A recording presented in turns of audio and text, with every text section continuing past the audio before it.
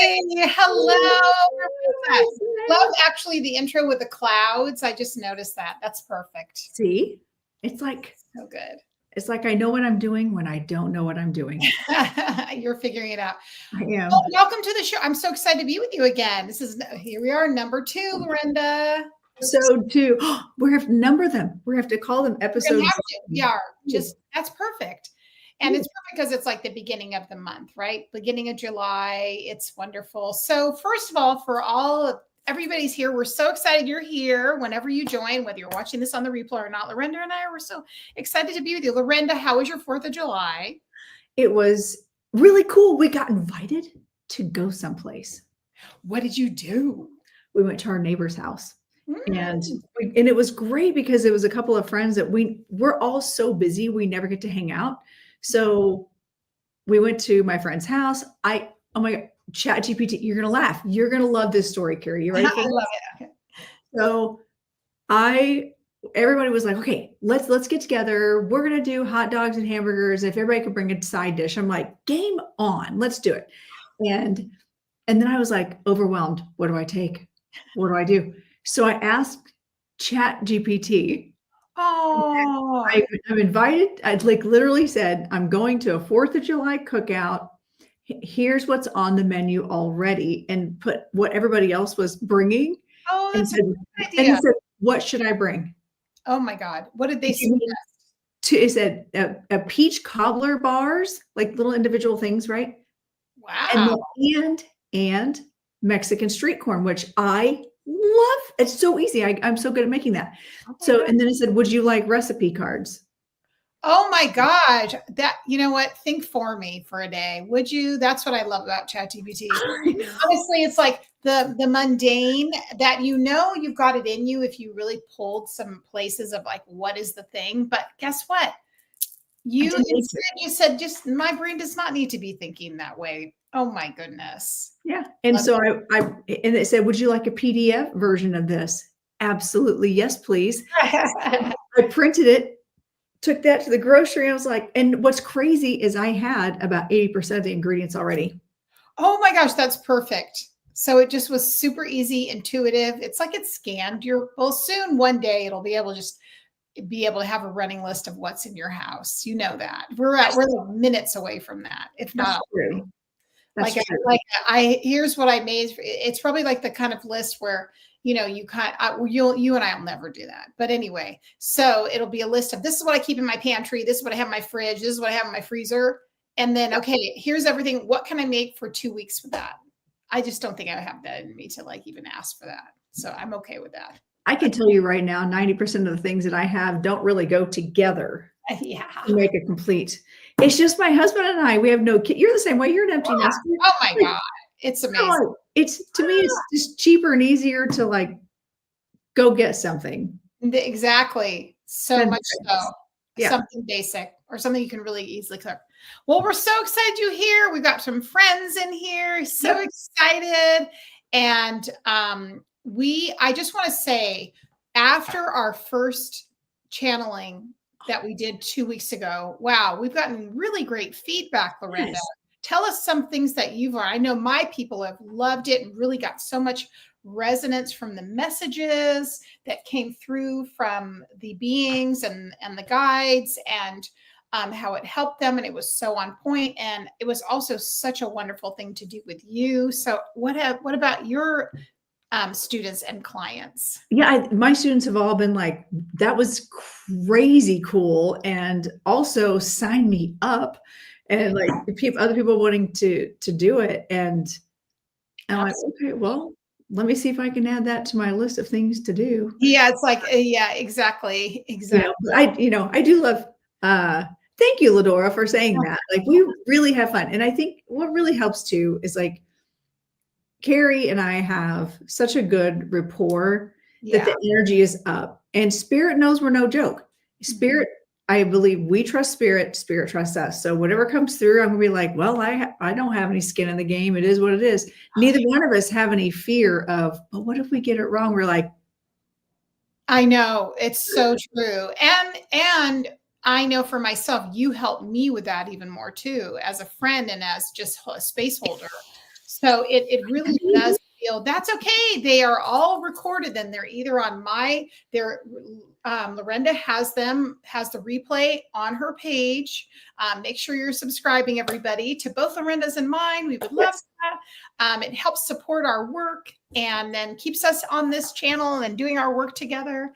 So, but yeah, it's all in there and it's time stamped. It is, because look at us go learning how to do things, all the techie stuff. All the techie stuff. Yeah. We have gotten really good feedback, and also just how a lot of what the entities, like I'm just gonna call them entities because we had such a wide array of spirits come through.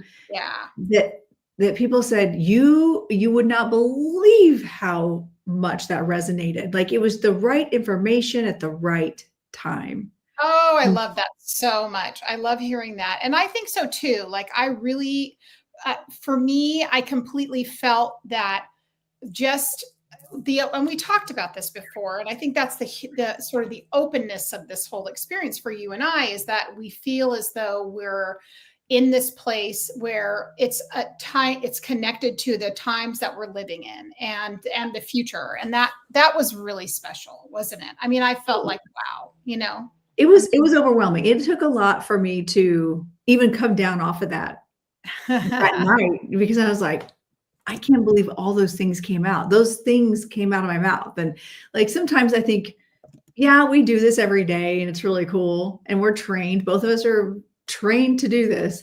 Exactly. We're just lay down at night and go, that happened. I know. Exactly.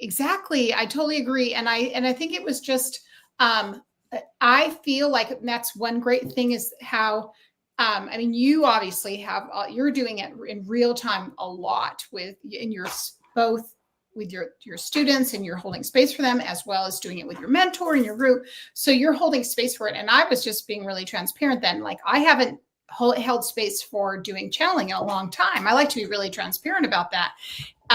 But having you there was just made the container. It's just like everything just kind of came in and grounded and just came through. So it was really cool. It was really neat. And I love how both of us bring through our core guides first.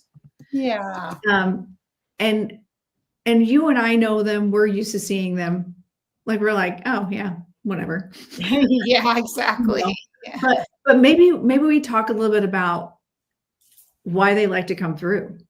Absolutely. That's a great question. Well, I'll say for myself, I think it's a stabilizer too, and it sets up the structure, because when we work with our guides regularly, as we always do, they're used to having us where they're working as we are working.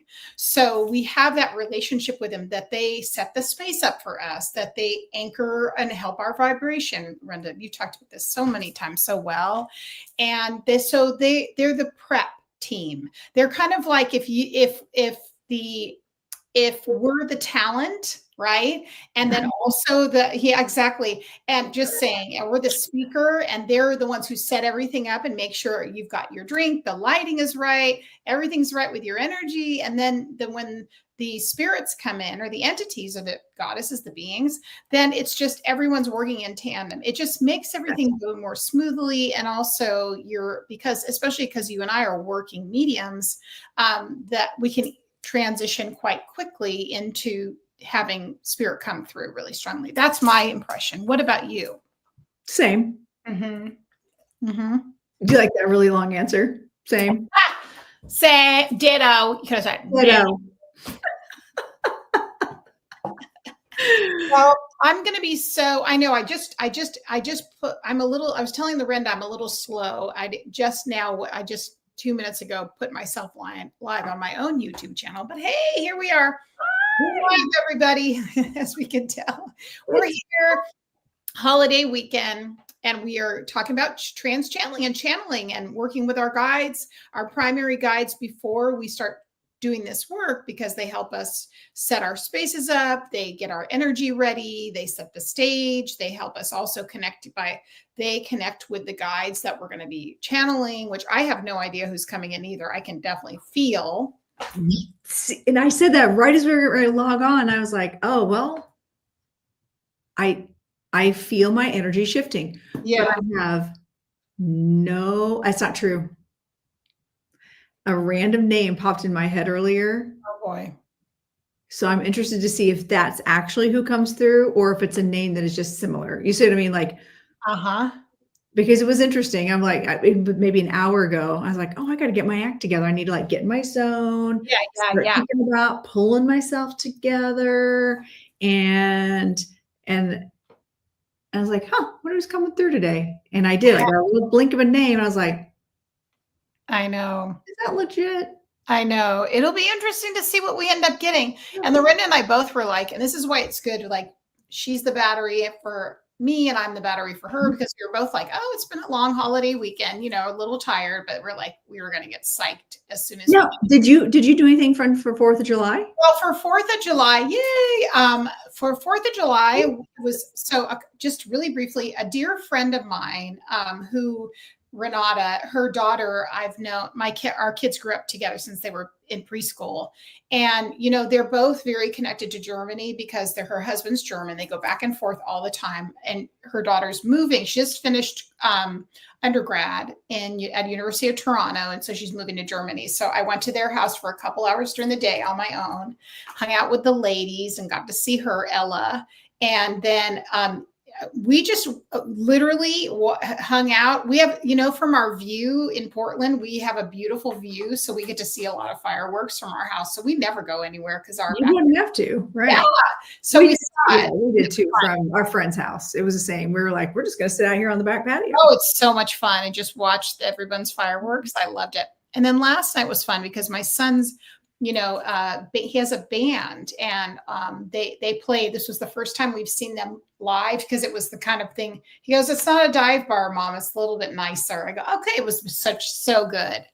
He's an amazing musician. He's been playing since he was very young. So in the band, they're very tight. They play all original music. It was fun. It was really fun. So that's been my weekend. I love that. Yes. Lots of walks. Yeah, I didn't do a lot of walks. I just like enjoyed my friends and it's crazy. Yesterday I laid in bed for a really long time. I mean, I was awake and actually I got up so I could help my husband. Like he needed sleep. And he was like, do you mind getting up with the dog? I'm like, no problem. I'll do that. But then I ended up like just kind of hanging out, like zoning out, laid back in bed, read a book, which I hadn't done for weeks, like really, getting into this book. And it was cool. Like it was just a nice, relaxing, much needed. Yeah. Day.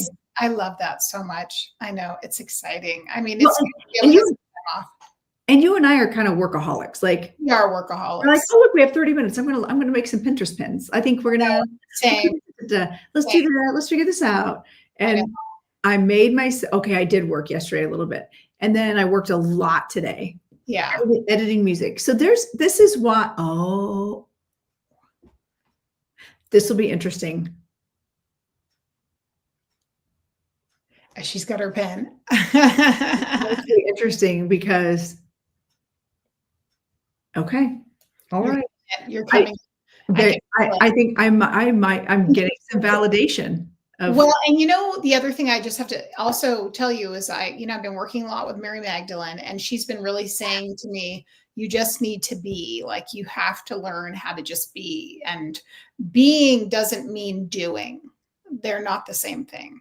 There's being present and not doing. And it's very important. And that sounds so simplistic, but in its essence, she kind of gave me what the imprint feels like. And so I do feel, even though I have moments of like, do I need to be doing something? But then she's really like, you have to get into the subtlety. You really, really have to. So. And I think that's hard for people like you and I too, because because we're workaholics too. And we get smart, we get things done and we love the end result. Yeah. But sometimes it's okay just to be. But I think generationally we were, if I said to my mom, I don't know, I'm kind of bored or I don't have anything to do right now, she'd be like, Here's your list, sister. Get it going. Yeah. It was like, listen, say that to me, and here we go. Right. So I got you can clean out in the backyard if you want. Yeah, we got lots of things that you can do. So I learned that if you had space, that was bad. You were being wasteful of time. You were being, but sometimes like my husband walked in, and usually he's pretty like side-eye judgy, but I was still laying on the bed just reading my book, and he's like, "Is it just a stay in bed kind of day?" And I go, and I felt guilty for a second, and I go, "It might be." Yeah. Exactly. At least until I'm done through this part of the book, because this is really good, you know. It's a good book. I love that. Well, that's good. And also that is really part of the recalibration of divine feminine, divine masculine. It really, really is. It's getting back into center and not letting that guilt and the programming and that patriarchal masculine, which tells you you're not enough. You're not doing enough. You're not valuable enough. That's right. Kind of looking that in the face. So good stuff. And I think as women, we tend to feel like we have to prove our worth at all times. Yep. And I'm finally at that age where I'm like, or I don't. Or I don't. Or I don't.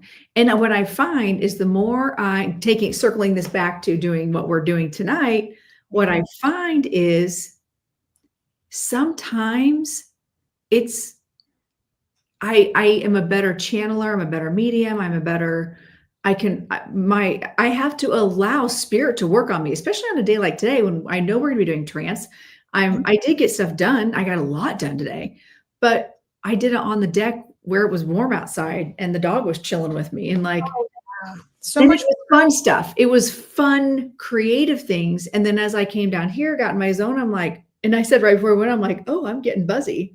Yeah, and we should, and then we saw each other. That's good. Didn't have to try. I'm excited. So how many people do we have in joining us at the moment? We've got a whole 15 people watching 15 us. 15 people. We're so excited you're here. So we should do, in case anyone just joined us, let's do a quick recap of what are we doing here tonight? What are we doing? Go ahead. You talk. You tell them. So tonight we are doing, so this is my friend Lorenda Carr, psychic medium and mentor. Also is an amazing past life regressionist, as well as psychic reader, tarot reader, mentor.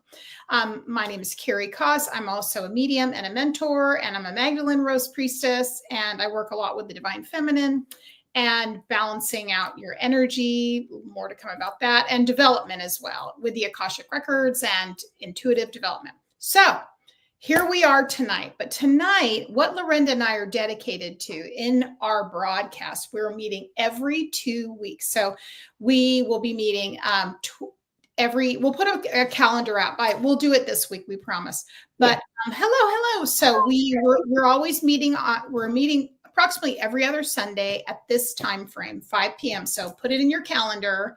Mark it, and make sure also, please, if you guys, before we get started, make sure you subscribe to both our channels.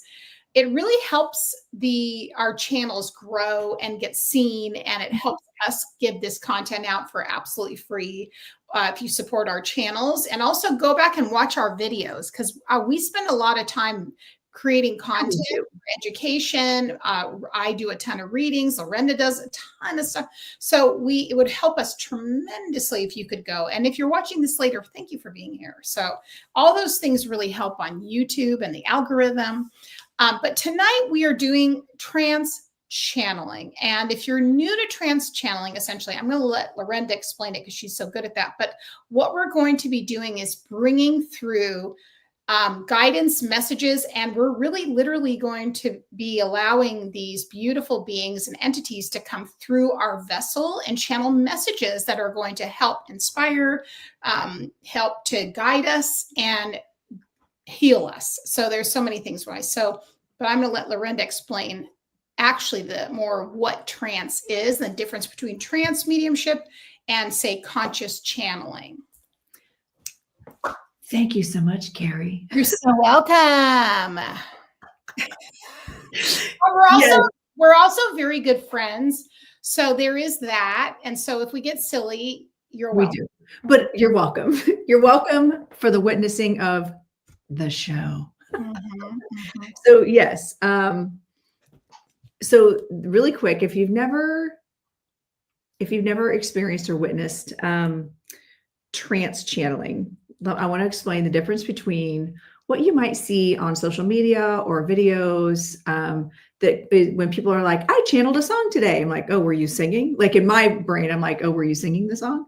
Like, no, there's a difference between mediumship, channeling, or inspirational speaking, and trance. And what we are truly working on today and during in our time together is we are actually doing more trance than I know we call it the channeling experience. However, what we're doing is we're inviting entities to flow through us and deliver information that is helpful as a collective. Okay. Now, mediumship, information comes in, but it's still me, the human, Carey, the human. We're discerning what to say, how to say it. It's our interpretation or it's our delivery. Okay. Our conscious delivery. Channeling is when information comes into our brain, like it siphons in, and then it comes out of our mouth, but we're not really allowing it. We're saying that we are repeating the stream of consciousness. Okay. Whatever's coming into our consciousness, we are saying whatever this is, right? But it's still us hearing, seeing, feeling it, right? Yep. We're just allowing the information to flow through. Trance channeling, which is what we're going to be doing today, is when the spirit steps in, blends their energy with ours, and uses our vocal cords to actually speak, right? And to deliver information, to deliver lessons, or like we had, oh my gosh, last week, the entities that came through were just like unbelievable. It was crazy. It was crazy cool. And even you and I were just mind blown. Now, what was cool though, is I think both of us, I think it's a fair thing to say that when we were holding battery for one another, so say when you were in trance, I'm allowing spirit to guide my questions. Hi, Jen. So I was allowing, so my questions were channeled. Mm-hmm. I get, because a lot of stuff, because I was like, I hadn't even thought of that. Good one. But I was not in, right on. But I was not in trance. There was no transfiguration there. It was the stream of consciousness saying it, and it just made me look real freaking smart. Yeah.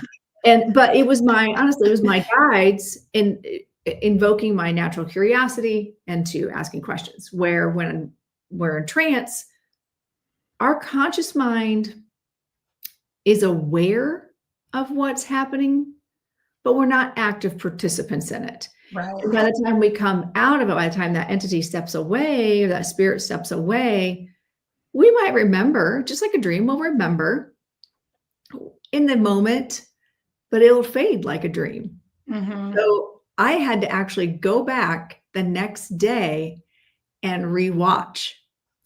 Yes. Because I'm like, wait, what did we say? Yeah. That was cool. And I was just mind blown and even then, and I know even when you were in trance, I realized, this is what made me realize I was channeling those questions. They were not my thoughts. I always think they're my thoughts, but my guides are like, oh, that's cute. She thinks she's smart. And they'll like funnel these things through my head. But I remember watching it going, I don't think I remember Carey saying all those things. Mm-hmm. Oh, yeah. Yeah. It was. You and I are both in that, but we're also both in that energetic state. And our guides will help us adjust. They will adjust our vibration to receive information. And the more you do it, and I think you can attest to this, Carey, the more you do trance, the easier it is to just step right into it. We kind of function in this space all the time where if I'm out in the wild, I might be like, listen, I don't need you people telling me what to do, right? But so my guides don't really step in. I don't have entities that step in or anything like that typically, or sometimes they do. And I'm like, hey, listen, I don't know if you know this, but I'm off duty. Yeah. We're welcome to hang, but we're not doing anything. We're not communicating. But for the most part, like you and I are good about having our boundaries. Yeah, for sure. When we sit down intentionally, our guides are like, Yeah. Game on. And they'll adjust the vibration to be able to receive whatever spirit is wanting to come in. Yep. So if it's a higher deity, tell me how you feel. So when you're getting ready to channel one of your guides versus Ashira, was that what? That was Ashira. Yeah. Okay. Do you feel different vibrationally between the two spirits? You know what's so funny? I do, but it doesn't happen to me literally until they're in. Like it's like they come in, I get the name, and then I'm in. That's how it happens for me. It's not so much it's so-and-so. I don't get that yet. I don't know why. I don't know why that is. And well, that could be because you're very trusting. You trust your guides not to throw some weirdo in there. Yeah. And I trust mine too, but I like to experience the transition. I get that. I can see why. And that probably would be a good thing. I think it's also too, typically, because I work so much with different entities on a regular basis in my practice. So the way it works for me is first I get their name and then we're off and having our conversation. So it is more that conscious channeling. Like I know who it is and then I get it, but it's the energetic of their signature doesn't until they're closer and I'm doing that now. Now, that's really what I think is the difference probably for me, when I can tell it's a masculine or, or what their being is like, like I say it, how intellectual Ashira is like, and her personality has so much of that, a science-based energetic, almost kind of very non-binary for me, not really even super feminine to me. Just very, and I will say, it's very important people to know. I channeled a snake. I know last week, and it also teetered on, is this feminine or masculine? I know. It was just it was a good balance and didn't feel feminine or masculine. It just felt like a snake. I want to say before we get started, for those who are here hanging out and who knew. So, as you know, Ashira is the name of who I channeled last time, and also I've known her to be. She's not one of my guides that I feel like she's some part of my soul family. However, I just read literally yesterday because I'm doing a lot. I'm doing a ton of work. I'm reading When God Was a Woman. I'm reading, I have a whole list of books I'm going to read as I'm starting my program for the Priestess Path, because I want to be very well versed and I want to know. And do you know what one of the original goddesses was who Isis actually prayed to? I'm going to guess. Name. Shira. Yes. I just fucking read that today, which is part of historical significance. So I was like, y'all, I know. And I think that's why I like not knowing who's coming through, because I can't be all like, well, I wonder if that's a legit. Right. You're like, if you know so much, then you can definitely. But I can go back afterwards and go, oh, I wonder if that snake actually exists. Yeah. I wonder if that's an actual name. Turns out it is. Yeah, and we found that. Yeah, that's what's amazing about it too. And I think the repertoire, I think knowing it sometimes too, also in some ways, once you know what it is, then you can expand upon it so that when you're getting, that's like Daryl Anka, who channels Bashar. He is incredible how much he now also has. His bandwidth for information is extensive because he's worked so much with scientists and physicians and things. So, but it's because of the channeling. It wasn't like he knew it intellectually. It was a block. He has been evolved through the channeling. And I kind of feel like that's what happens for us in this. I agree. I agree. And I can feel the more I do trance mediumship, even just mediumship in general, but when you blend with higher entities and higher vibration entities like that, it structurally does change you, but I feel like in a positive way, not in a. Well, it's expanding your consciousness. It's expanding your limited, and that's why you have to prepare your vessel. I mean, that's why you have to, you probably have gone through lots of cleansing, lots of adjustment, lots of when I called you when I was in Seattle and I was having all those anxiety attacks, like 6 weeks ago, was that? Yeah, How long was that? And then you've had the different things that you have gone on through this entire last year. I mean, we've had adjustments, attuning adjustments, and all of you are probably going through those experiences yourself as you're learning to bring in spirit closer to your life. That's what will happen. So, but that's how we all evolve together. It's like, that's how, when we're closer to that information, we learn through the experience. That's what's so important. So I have no idea who's going to come in today either. I've gotten little things, but I'm almost like, don't tease me until you know who's coming in. I'm just like, right. Well, I have 2 names that popped in. I'm like, but they're so different. Oh, but isn't that fun? And so I'm just gonna. I feel like I'm getting that. Well, it could be either one of these. I'm like, all right, whatever. All right. I'm getting my pen and paper out so I can ask you questions. But now I will say, so when I take trance mediumship class, I just had trance mediumship class. When I take trance class, one of the things that our mentor has told us, especially if you're nervous, by the way, for those of you learning trance or kind of, diving into this and like, ooh, do I want to do that? Oh, that sounds scary, because you're allowing a spirit to blend in your energy, which, I guess some people might consider that possession. I actually had someone reach out to me and say, I keep slipping into trance. I'm being possessed. I'm like, I'm not the girl for you. Not it, because that's not how conditioning on that part of that. Correct. And also the spidey senses were like, I feel like that's not happening at all. Yeah. Going on there. I was being baited. Mm-hmm.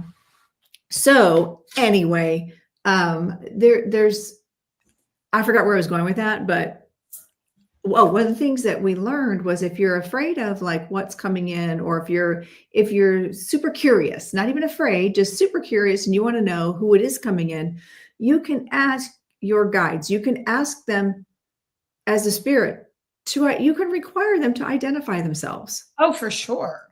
Now, I don't always do that, because I'm like, all right, my bouncers, my entourage, Lily and Dr. Mike, I know they have my back. I know my alchemist is adjusting my vibration. Yeah, right. So I like the element of surprise. Mm-hmm. However, not everybody does. So sometimes when one of the weeks in class, she said, okay, we're going to do mental mediumship first. We're going to pull in, we're going to allow the entity into our mind clairvoyantly to identify themselves, and then ask the room, who does it go to? Oh, I love that.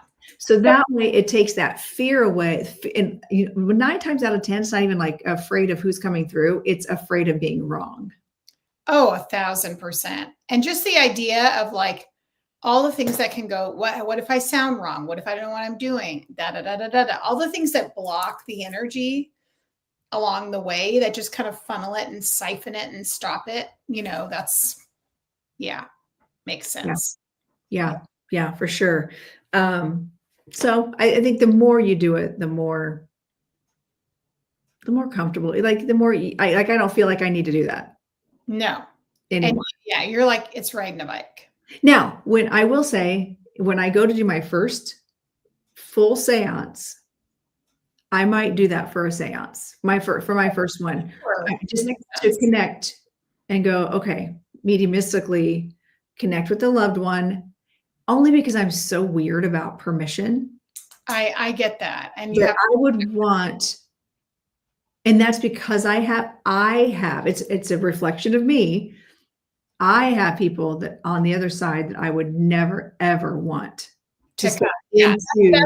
That's different than entities. A medium. And if that medium doesn't know, and they're not, you know what I mean? Like that person could step in and be like having a conversation with me. I'll be like, get out. Yeah.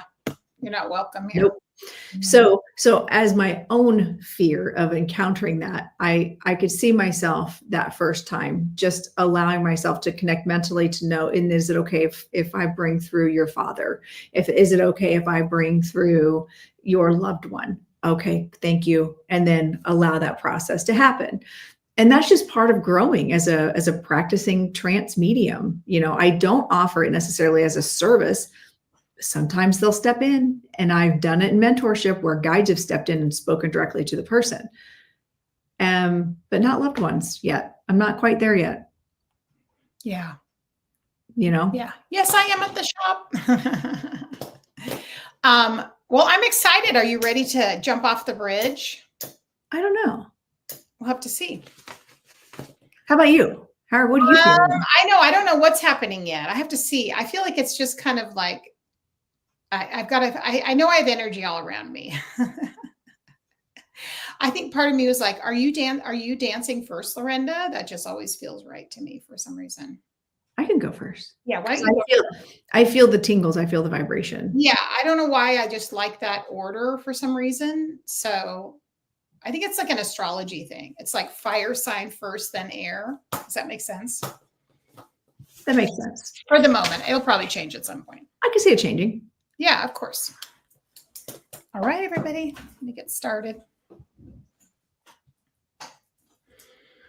All right. Okay. I'm going to invite, oh, okay. All right. I can feel, and you can see it, like my eyes will do a weird thing. I have a hard time as Lorenda speaking so I want everybody who's watching to make note of that. You'll see the things to watch for are my speech patterns, that you'll see as spirit is preparing me, you'll see my energy shift. And as gesture he steps in, you'll see it. I love doing it on camera because you'll see usually a transfiguration energetically of some kind. So let me see. I'm super curious because I don't think I just have one. I've got Lily here, but I feel I'm curious to see which one of these. I feel like Dr. Mike's around too. That's yeah. Oh, Dr. Mike's always around. Yeah. He's always around. He's like, I'm always around. Okay, well, let's see. And yes, yeah, you're right, Jenny. My voice will change. And yes, you're right, Jenny. Lily did almost come in because I was like, hey, I'm not done talking yet. She's like, but aren't you? She's like, wrapping up. Jenny, I think Jenny's watched us do this enough that she gets it. Okay. Oh, okay. I think you're right, Carey. I think Dr. Mike wants to come in tonight. Yeah.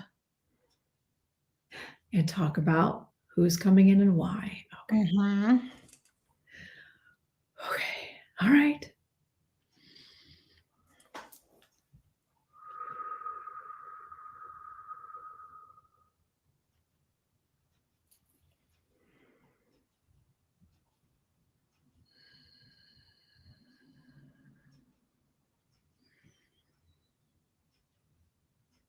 Hello, Carey. Dr. Mike, it's so nice to be with you. How have you been? Always good to see you. Always good to see you. I'm doing well. Thank you so much. And Fielding and I have been having so much fun together, learning some new things and working together to make sure today went smoothly.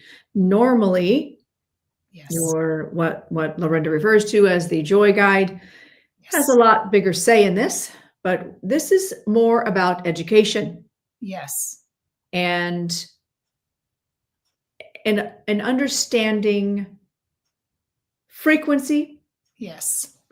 As well as in spiritual work. Yes. As well as everyday work.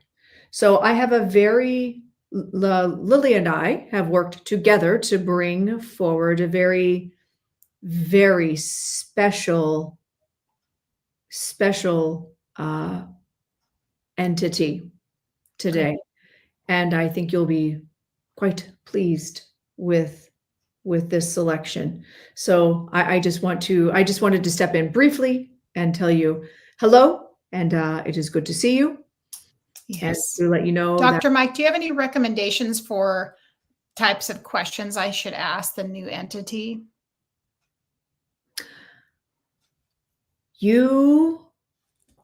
Yes.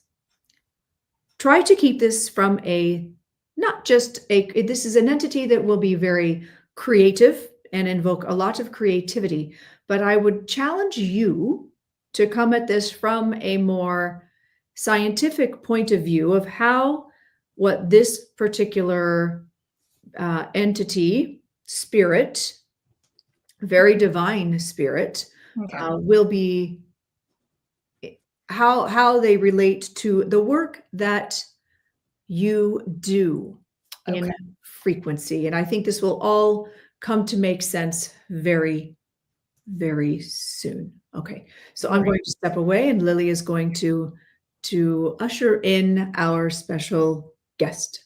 Thank you. Thank you. Always good to see you, Carey. You too. We'll talk again soon. Thank you.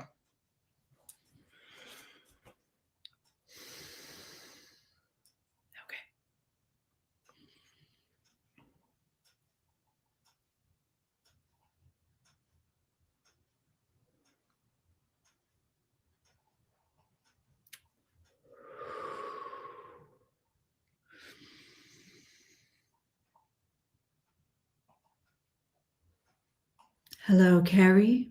Hello.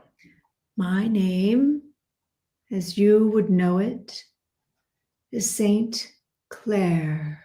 Saint Claire. Nice to meet you. Nice to meet you as well. Thank you. I work primarily, I am the patron saint of music. Very good. And as you know, music is very important to the medium. Mm-hmm. And she brings music through. She often channels music. And she receives music as messages sometimes. Yes. And we often misunderstand how music can affect us. Mm-hmm. So I just want to briefly speak on music and vibration and how I would have known it versus how you understand it now. It still works very much the same. However, it's very different, but it is the same. Does this make sense? Yes. Wonderful. Makes sense. Yes. So now from a mediumistic spiritual connection point of view, your guides, your master teachers, your angels, your loved ones will often use music to bring through messages and helping with your clairaudience, I believe is what you call it. Yes. And to help you hear things in a clearer voice that maybe you would not necessarily understand as a message. Yes. So if you have a spirit come in and just deliver a message, you might doubt yourself. Mm-hmm. Where when you bring through music, you might sing the lyrics or know the lyrics. Yes. And this is how your spirit team, angels, can often help you also feel safer in a message delivery. But also understanding that vibration, if you have a loved one that loved a particular song, then that is the vibration and frequency, a lot of times, how they resonated. So they present as that song, and they'll come through as that song to you as a human, as a loved one, or a medium.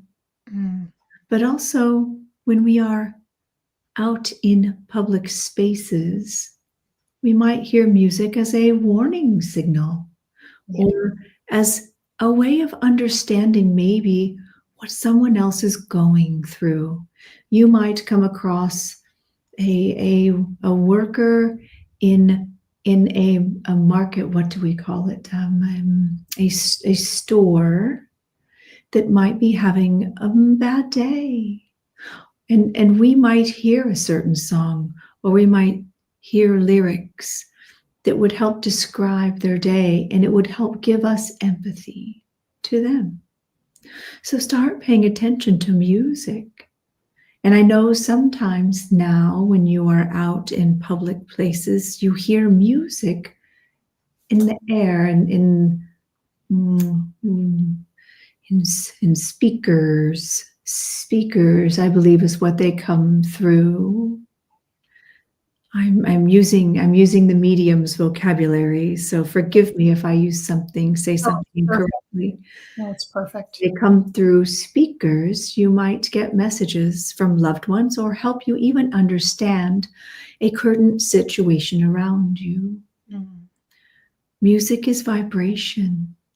Yes. It's vibration, and it is. And we can often call in music to make us, to invoke certain feelings. When we are missing someone, it is important to listen to that music or to feel that music or think of that music. And this is where many didn't understand me when I was in my earth walk. And I could hear music. I knew music. I could feel music through others. Mm. And so now I'm here to help you understand that music and vibration can transcend and help us feel a certain way, but also help us understand others. Mm. If you are confused as to why someone is not being nice, ask your spirit team, ask your angels, your guides, to send you a song to help you understand how they're feeling and to give you empathy. This world is lacking so much empathy right now. And it's going to be tougher for a little while. And we will move through this. And all you can really do is find your own grounding, find your own space in this chaos, and play music. Listen to music, create to music, and see if it helps your life become better. So now I would like to ask you, Carey, yes, what questions would you like to ask of me?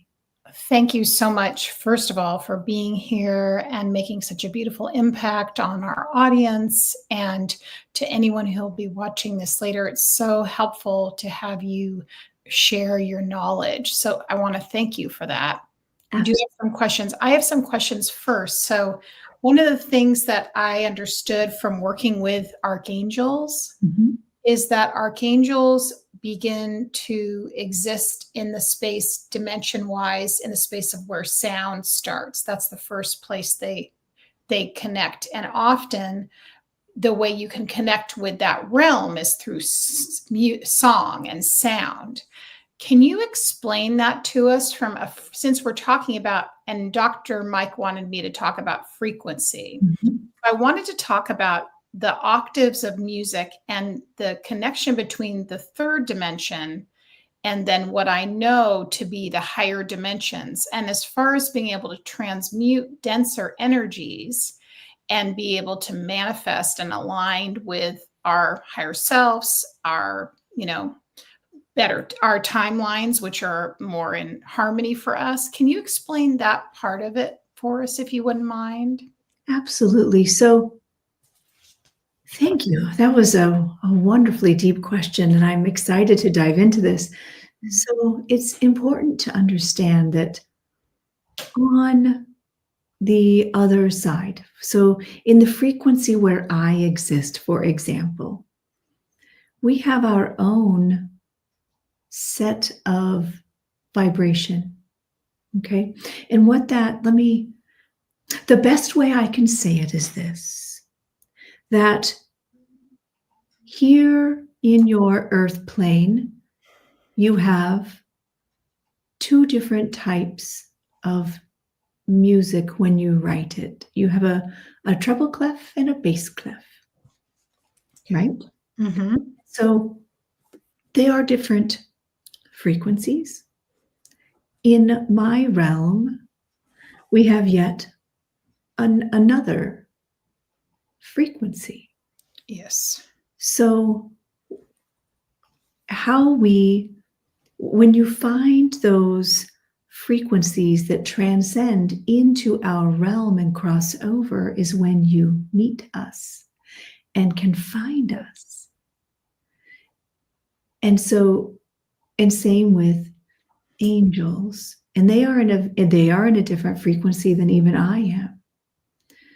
But there are certain notes, as you would call them, that transcend. And this is where the labels that you call them are different than what we would call them. I think you call them hertz. Yes. Mm-hmm. So when you find those hertz that cross over interdimensionally, then you can communicate with us, and we can hear and feel you, we can feel you in a different way as well. Mm-hmm. So when you're in your meditation, and this will be fun for you as a Magdalene priestess, you're going to have so much fun with this. You can ask for the relevant vibration.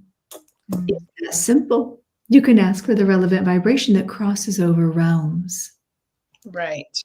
Because we don't always hear or feel the vibration of all of the notes or all of the frequencies that are here. I think another good analogy would be, what do you call it? AM versus FM. Is that Yes. Is that still? Yes. Okay. Is that? I was just. It's not still a thing for some people, but it's known by many. Right. So FM frequencies are different than AM frequencies. Mm-hmm. And so if you are listening to AM and you want to if you want to hear the FM frequencies, you have to change the notes. You have to change the dial. You have to change the dial to go into that frequency. And once you are into that frequency, there's a whole wide range, an assortment of vibrations. And this is how we can connect interdimensionally as well. So you ask your spirit team to present to you the vibrations of music that cross over. Yes. And once you can identify those, once they help you identify those frequencies, and you can tune into those frequencies, you are able to transition into and explore other realms and other dimensions. Yes. Did I explain that okay? Yes, very well. Okay. And the other thing I've heard, the terminology in some instances, it's something called a current of energy. So that it's more of if you're connecting with maybe different groups of entities and or even let's say, for example, a pantheon of entities. Maybe you work with, say, the Celtic goddesses and gods, and they have their own current of energy, because then you can identify them. Would that be along similar lines? Very similar, yes, very similar. And the medium has spoken of this similar thing when Miss Lily's explaining this to me. She's telling me how the medium, Lorenda, yes.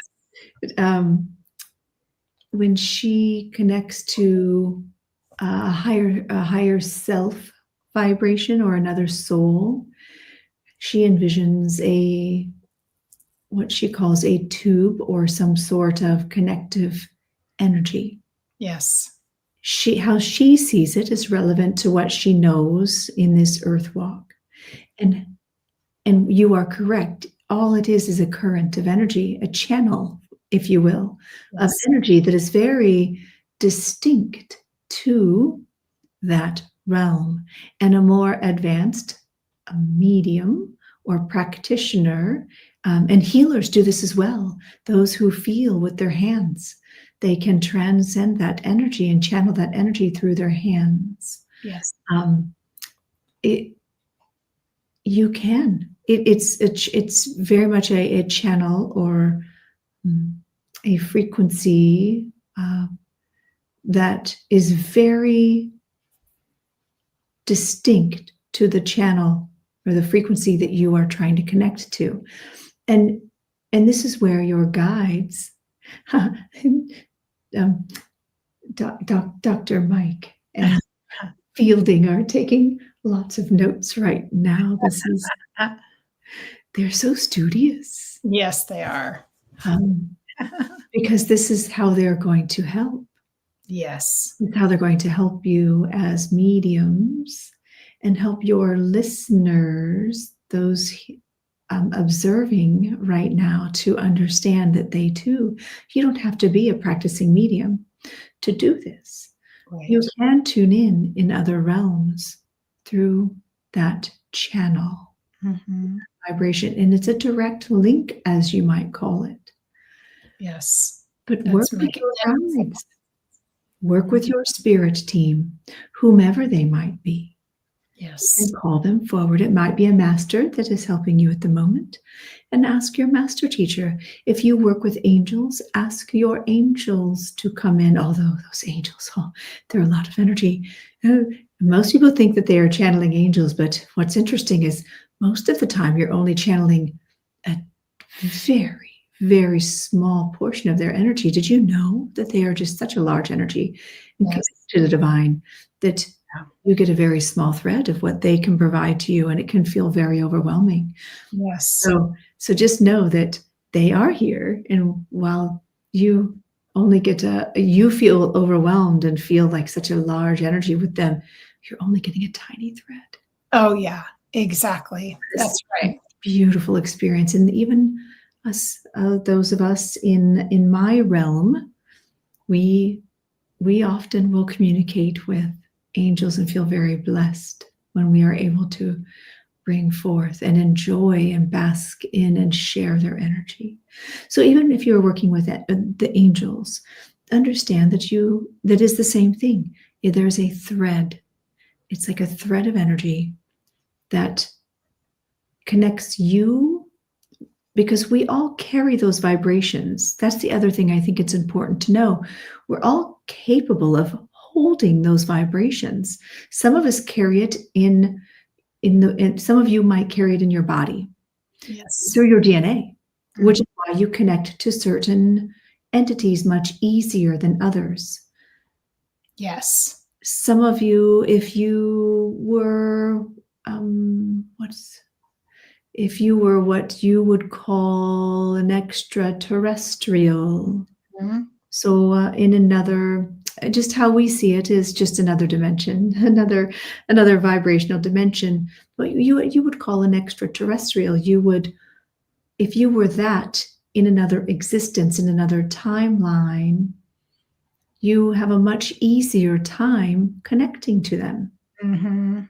And I think some of you, I know you know this, Carey, that your future self, yes, and what you would consider future, what we just consider being and existing in different places, can come through, and give us advice. But that also is a specific channel.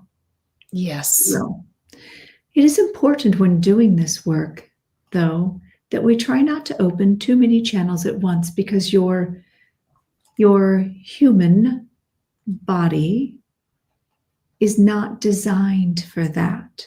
Right. It is only designed for limited connectivity which is why oftentimes in the beginning stages of this kind of work, music is what will help you. Yes. That makes so much sense. Now, someone asked a really good question. There's been a couple of good. And the question is, how do they find their own personal frequency? If you understand the question. Yes, I do. And this takes quiet contemplation. This takes sitting and being open to accepting your own vibration. We find that many humans are not comfortable feeling their own vibration. Mm-hmm. They are more fascinated with feeling others. Right. As humans, we don't often like to sit in the vibration because of genetic transference of energy. Yeah. Because of the density of your bodies as spiritual beings. As spirit, moving into a human body is very, very difficult. It's very dense and very heavy. Yes.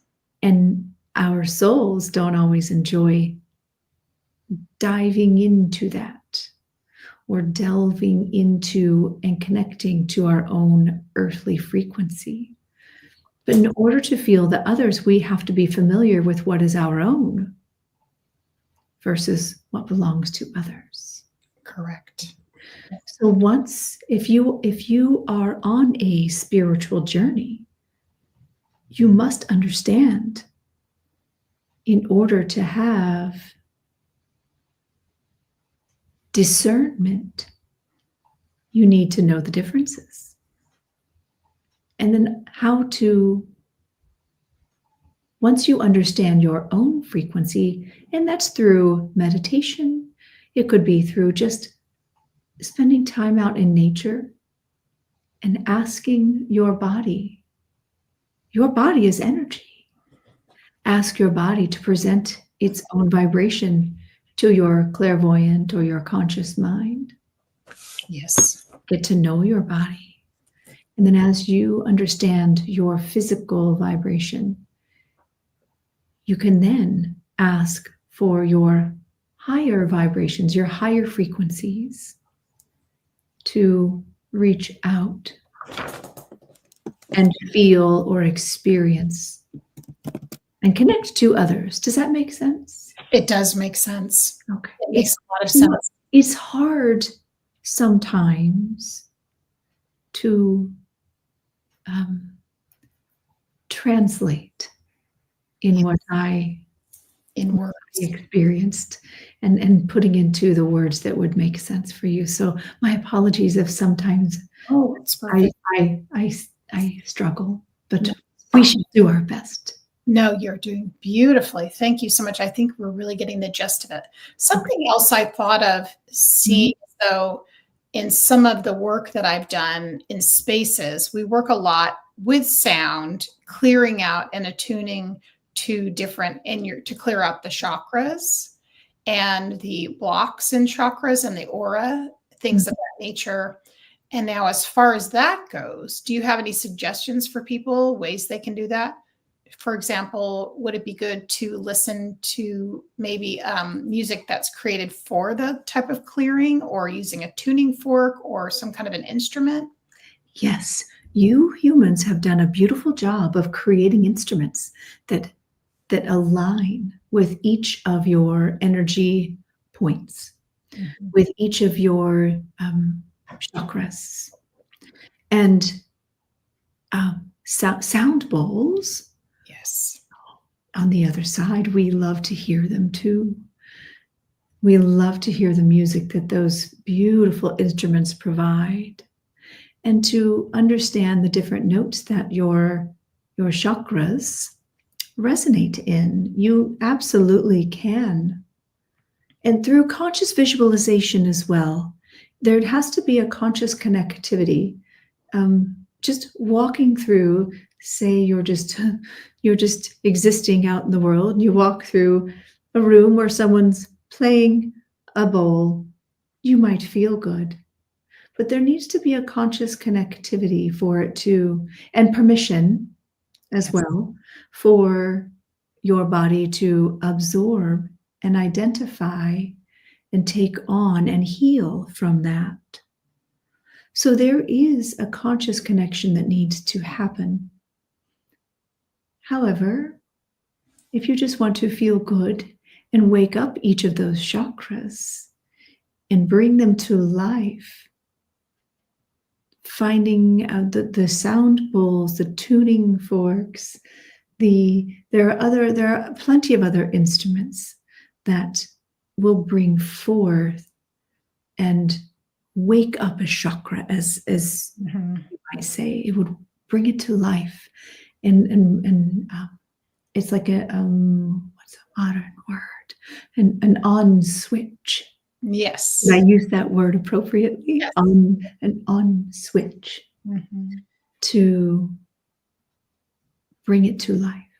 Yes. Healing, however, has to be conscious, inviting the sounds to intertwine like a dance with the chakras must be conscious, because that is part of our healing journey.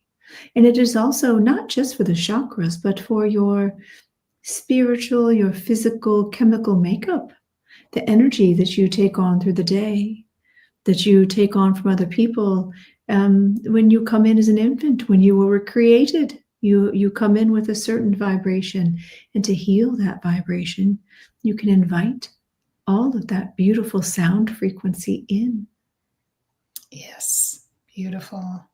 That makes so much sense. And I could think of so many questions I have for you, because I think about culturally too, how many spiritual traditions use singing and sound to connect with the divine. You know, there's just so many beautiful traditions of echoing back, to singing prayers to the divine and then coming back.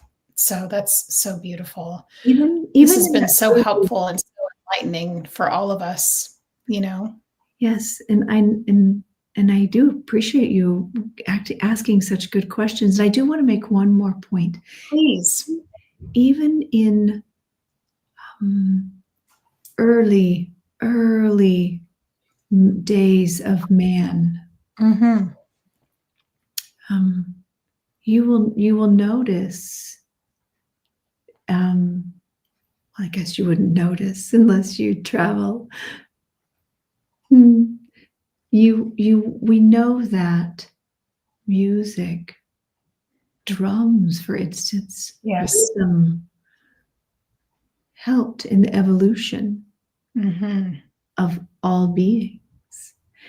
And you'll notice also, if you play music around animals, they too will react.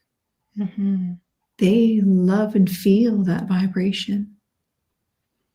So understand that as we are moving in, and by the way, thank you for doing this work, because as we transition into this new higher frequency and in the earth plane and heal, music and frequency are going to be very necessary for clearing out old, as you might call it, generational trauma or patterns.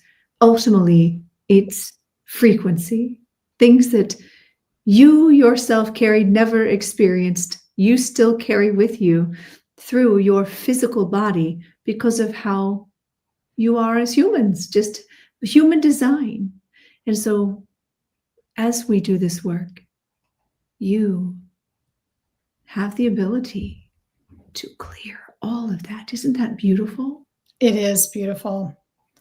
And many people, many humans have come here specifically for that job, to clear.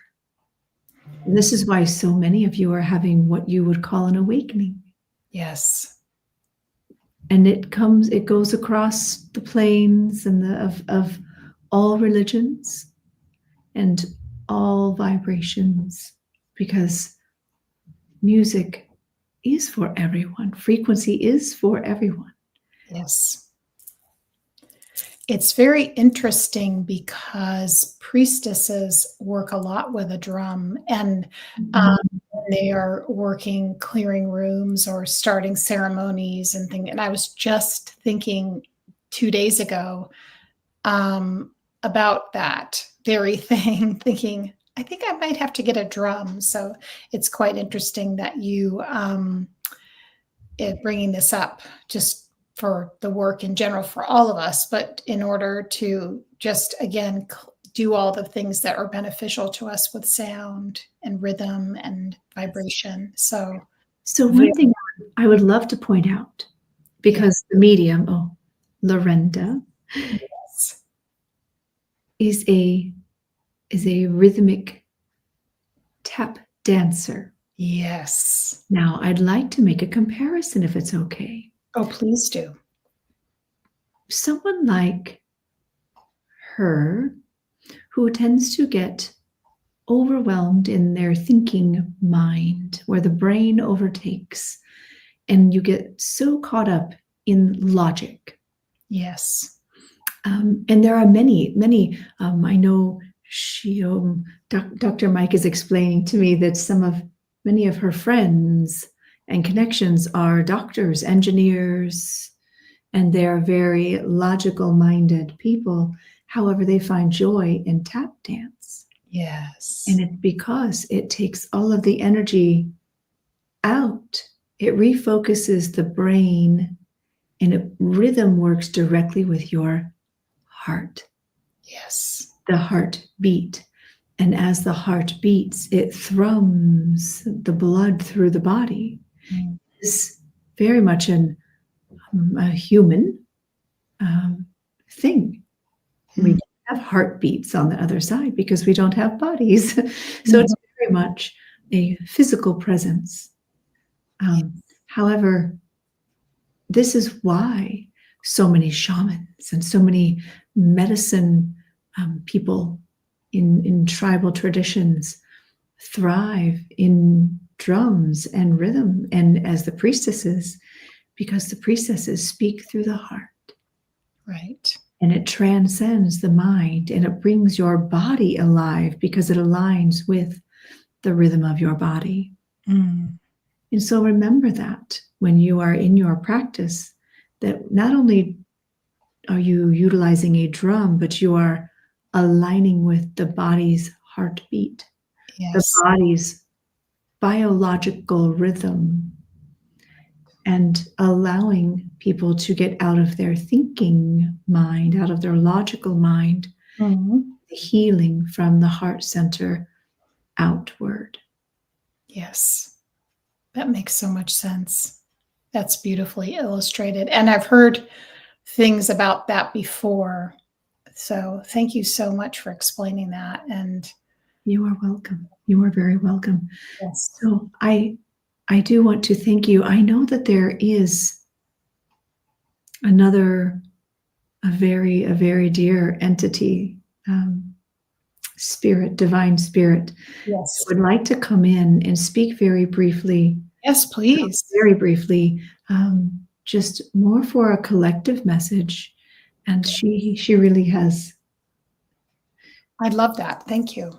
Yes. So thank you so much for allowing me for being here. We appreciate you for coming here and so much. And so I would like to bestow a blessing upon you, if that is okay. And the Father, the Son, and the Holy Spirit, I would like to say thank you and amen. Amen. A woman. Thank you so much. I appreciate you. It is so. We thank you.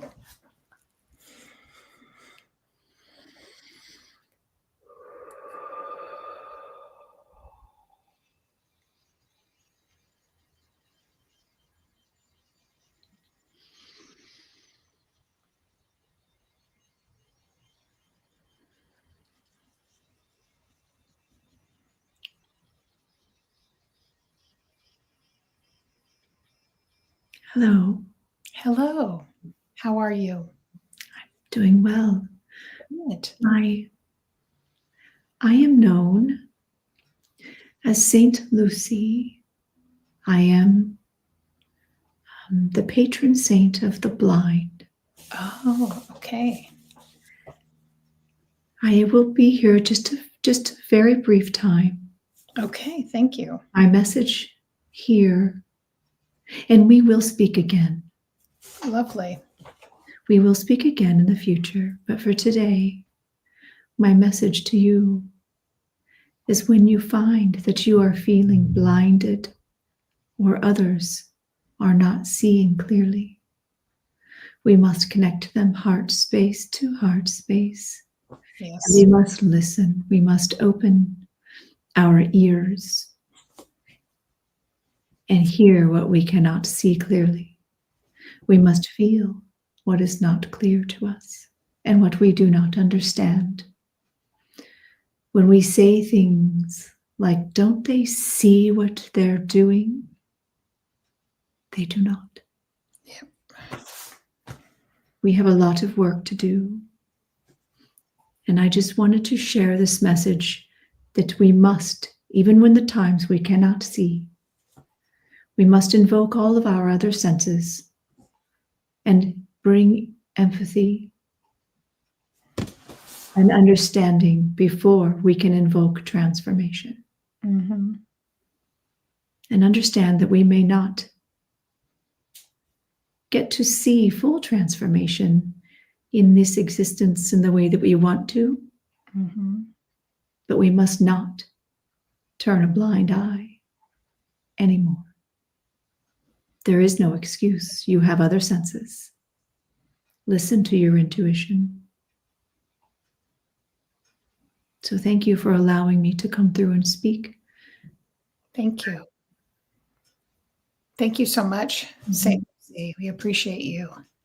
Thank you for giving me the space. Thank you. Thank you.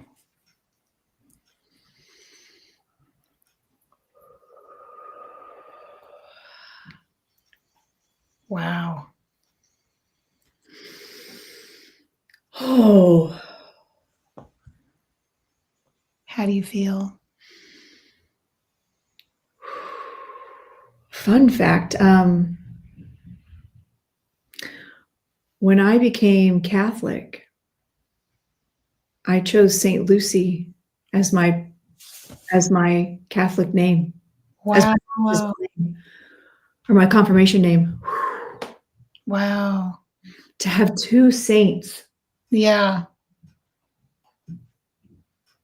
And don't forget that when a while back, you also had another saint that came in. St. Francis. Yeah, St. Francis.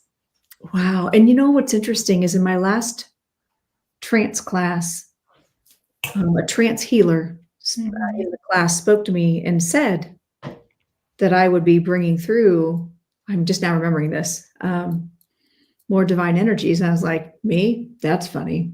Yeah. Me. Well, and it's so, the saints have actually such a great gnosis. They have a great connection to humanity because they walked the earth and because they have this really, much like Mary Magdalene, really this experience of having such compassion and empathy for mankind and helping people to overcome things, which is so needed.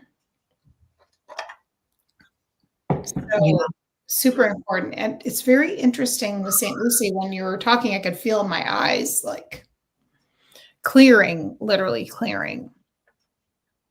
Yeah, that one. Wow. It was really, really, really beautiful. And I'm gonna have to, and St. Clair, I think it's interesting you brought through two feminine saints.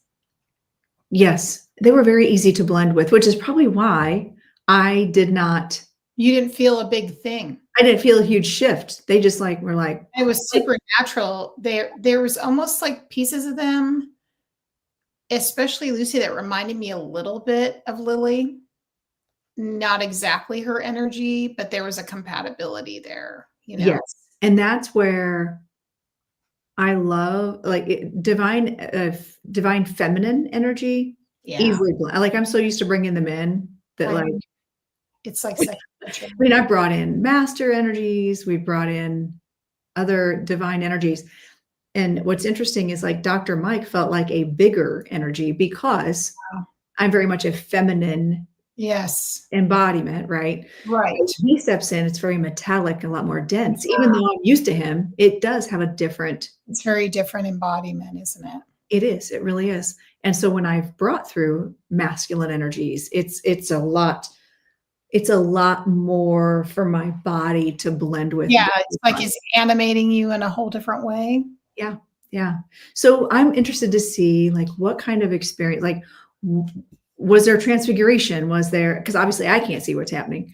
Exactly. Well, let everyone kind of comment there, but I mostly notice it in their demeanor. I mean, it's when I notice when Lily comes in, I can really see her kind of light and how she moves through you. And so some part of St. Lucy felt like there was a bit of that, but at the same time, it was definitely there was a part of her, because she was talking about music, you could tell it was her niche. And so the way she expressed and the way you moved with how she was being really mindful and conscientious was different than I could feel her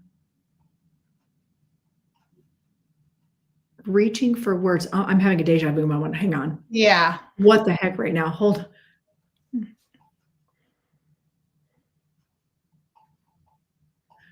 I could feel her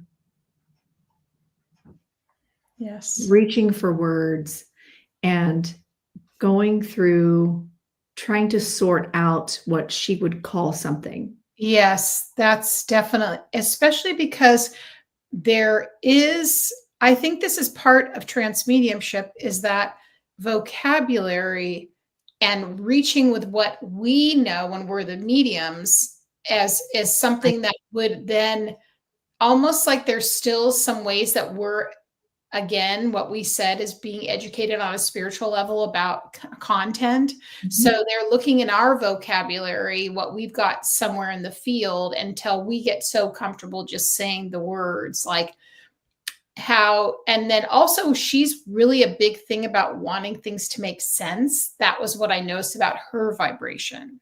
That's what I'm saying. I felt like she was extremely mindful. She's very conscientious of like everybody in the audience understanding the energy, and how she broke it down in a way that was sort of understandable was quite interesting. And this is like the weirdest.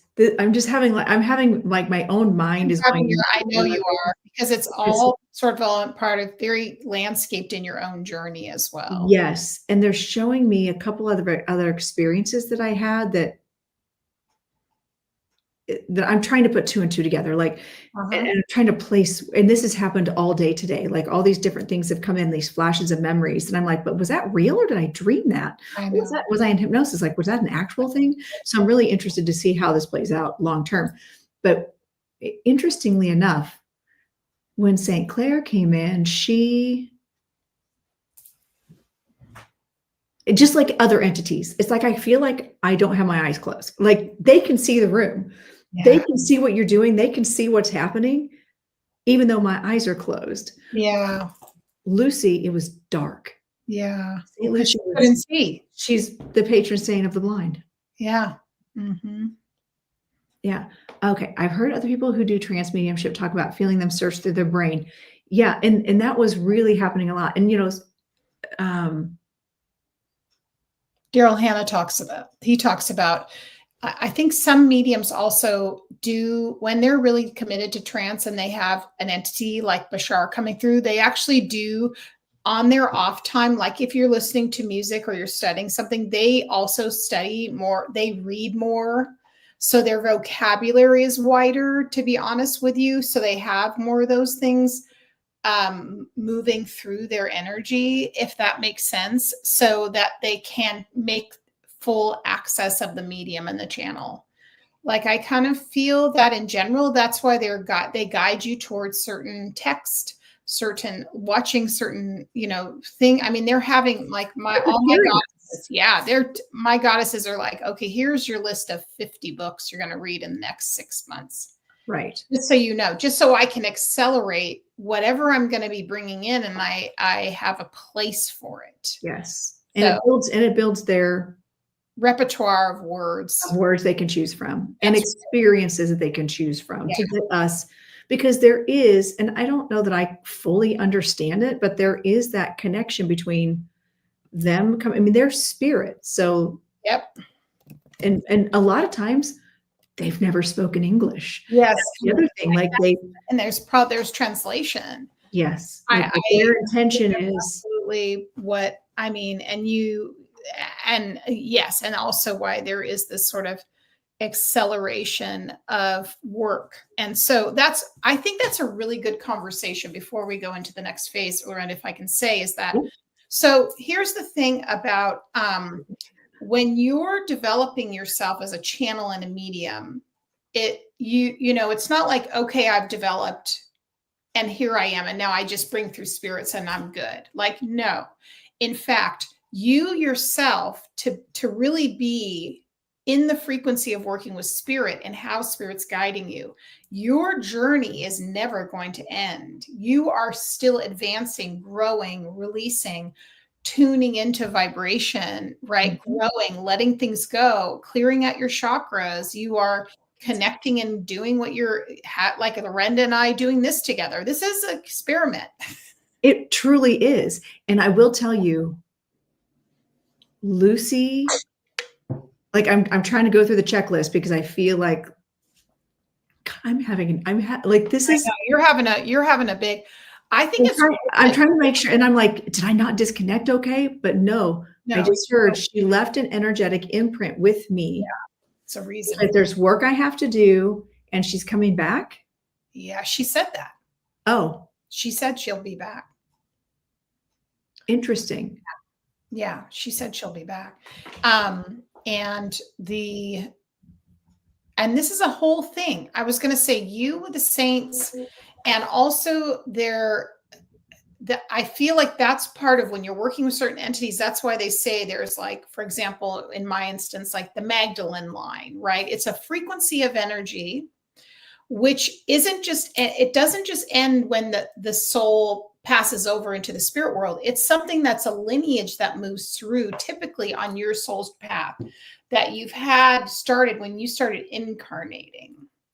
And so what's happening for everybody who's more conscious right now is you're clearing off those karmic patterns. We do this in our work when we're regressing or healing or whatever, doing multidimensional channeling and healing like you do as well. And we're clearing out that so we can get back into that frequency again. And that's why they're talking about these topics, if you notice. And they're having us kind of, so in our example, we being the channels carrying that through, and then all of you guys are doing that, and other channelers are doing that. It's everybody, right? That's in the consciousness movement. Like, when we get when we get the adjustment back into that, and it might also feel like, wow, I studied that 25 years ago. Yeah, you did. And the seed was planted, and it's always been there. And now it's shifting timeline, so we have more. And then we've got, they're in there like going through the Rolodex. Absolutely. This one, say this one. Exactly. Oh, goodness. Exactly. Hello. It's so nice to have. How many people do we have in here right now? I can't 26. See. We're at an all-time high. We are so you know what? We're so happy you guys are here. You have no idea. We are so happy. So some of these comments. We're so happy you're here. And a quick thing. So please make sure, just really quick housekeeping before we continue the broadcast. We'll definitely talk to you more. These are all recorded and can be found both on my page and Lorenda's page. If you guys can help our channel so we can channel. Did you get that? Did you get that? Oh, yeah. And if you guys make sure you're following us and subscribing to both of us, and then watch our content. It's mainly like we're trying to get ourselves out and to as many people as possible, because we know this will help a lot of people. So make sure you're doing that, and then go back and watch our videos. That helps us get out more on YouTube and also on Google search. it's not a vanity metric. It's getting out our message so that this and the cream can rise to the top. Correct. So, yes. So thank you. We're very excited. So Kenzie asked, are you absolutely zapped after this interaction with spirit if you do it for a while? So typically I would say no. This feels different. Like I still feel like I'm a little bit in a zone. I'm not exhausted. I'm not tired. Not like that. I honest to goodness feel like she left a piece of her. I know why that is. And and I love that because I know why that is. I have from, again, when I became Catholic, which I'm a recovering Catholic at this point. I'm not exhausted. This is connected in with your own soul lineage. That's what I'm going to tell you. It's tricky. And the fact that I chose St. Lucy years ago to be my patron saint. And I just remembered I actually have like a pendant that I haven't worn probably in 15, 20 years. I see, 15 years probably. Yep. So that tracks. I'll have to go see if I can. I think it's calling you more because there's more there. I like the color left. No, well, that's just because I'm pale and I need to get out in the sun more. But also I feel that was two saints coming in. So I'm not exhausted. It's just the energy feels different. Yeah. I feel peacefully calm. That's what it is. It's that calm. Because I'm never this calm when you and I are hanging out. I feel calm, not tired, chill. I have I literally could do a whole reading on you right now about it. I'll do it later. Okay.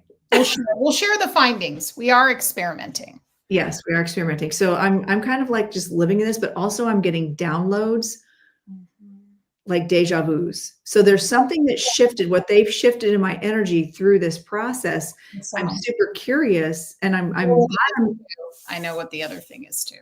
I'm glad we're talking about this too, as I kind of decompress. Because if you know, and the other thing, Lorenda, what they were talking about specifically for you as a mentor is the thing about sound and moving and how you can work, how you're going to use that frequency wise in your work. That makes sense. Makes sense. I mean, I do that every day as a dance teacher. Right. But then you're going to be integrating that possibly rhythmically into your work. Yeah, that makes sense. See that happening. Yeah. I love it. All right. And Jenny's like, no, I want to know about it. I know. Well, we'll get it to you once we can talk about it too. Like once you and I really sort it out. Oh yeah. Then we can do a recording on it, or we can talk about it at our next. Yeah. So make sure you guys are signed up for notifications. Hit the bell. Hit the bell. Okay. All right. Oh my God.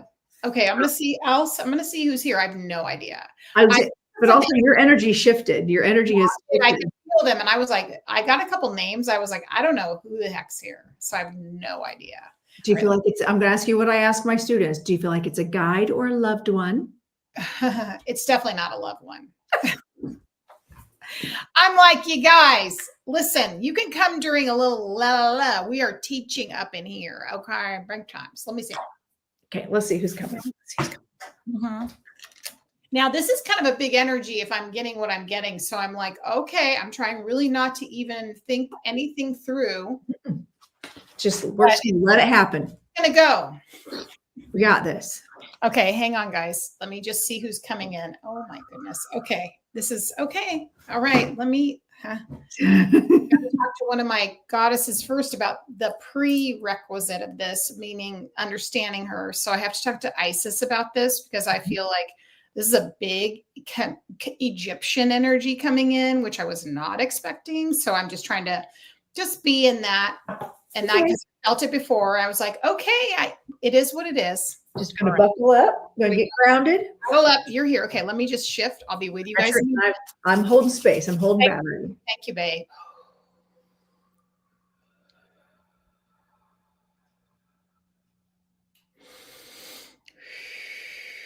We begin with Isis. Welcome, Isis.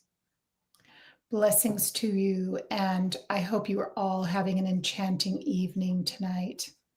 What a beautiful moon that exists in the world that many of you are in. We hope that you are enjoying being out in nature in the Northern Hemisphere. It's so beautiful outside. It feels balmy, and we enjoy being in the physical. In the spirit world, we really enjoy when we can connect as much as we can to the physical because there's so much passion and movement and energy that flows through your bodies. This is something we're hoping that you learn to enjoy is your goddess energy in flow throughout your entire body. This strikes a deep chord in many, especially those that would consider themselves to be of the Christian mindset, because you have caged your energy, your sensuality, into a little box inside of a part of your chakra system that barely exists. It's time for you to challenge yourself, to express yourself more freely, to move your energy, your kundalini throughout your entire auric field and body, releasing the chambers of your heart, as was so beautifully expressed by Saint Clare, and giving the sense of sound and movement, as you say, throughout the entire space in which you exist. No longer should you be playing small and fragile. You need to stand about on top of mountains and claim and proclaim your divinity in every single action and step. You must not play small and hide yourself behind a curtain. This is very important for all of you, masculine, feminine, and everyone in between. We were wondering before whether this masculine energy would come in, whether the inhabitant would be able to handle this frequency. And we are quite sure that there is room for him in this one's space. Is everybody ready, Lorenda? We are ready. We are so ready. Thank you so much, Isis, for providing this, giving us the space and this beautiful advice. Pay attention to this coming moon and always pay attention to the moon. We give you signs through the moon. Blessings. Many blessings to you. Thank you so much.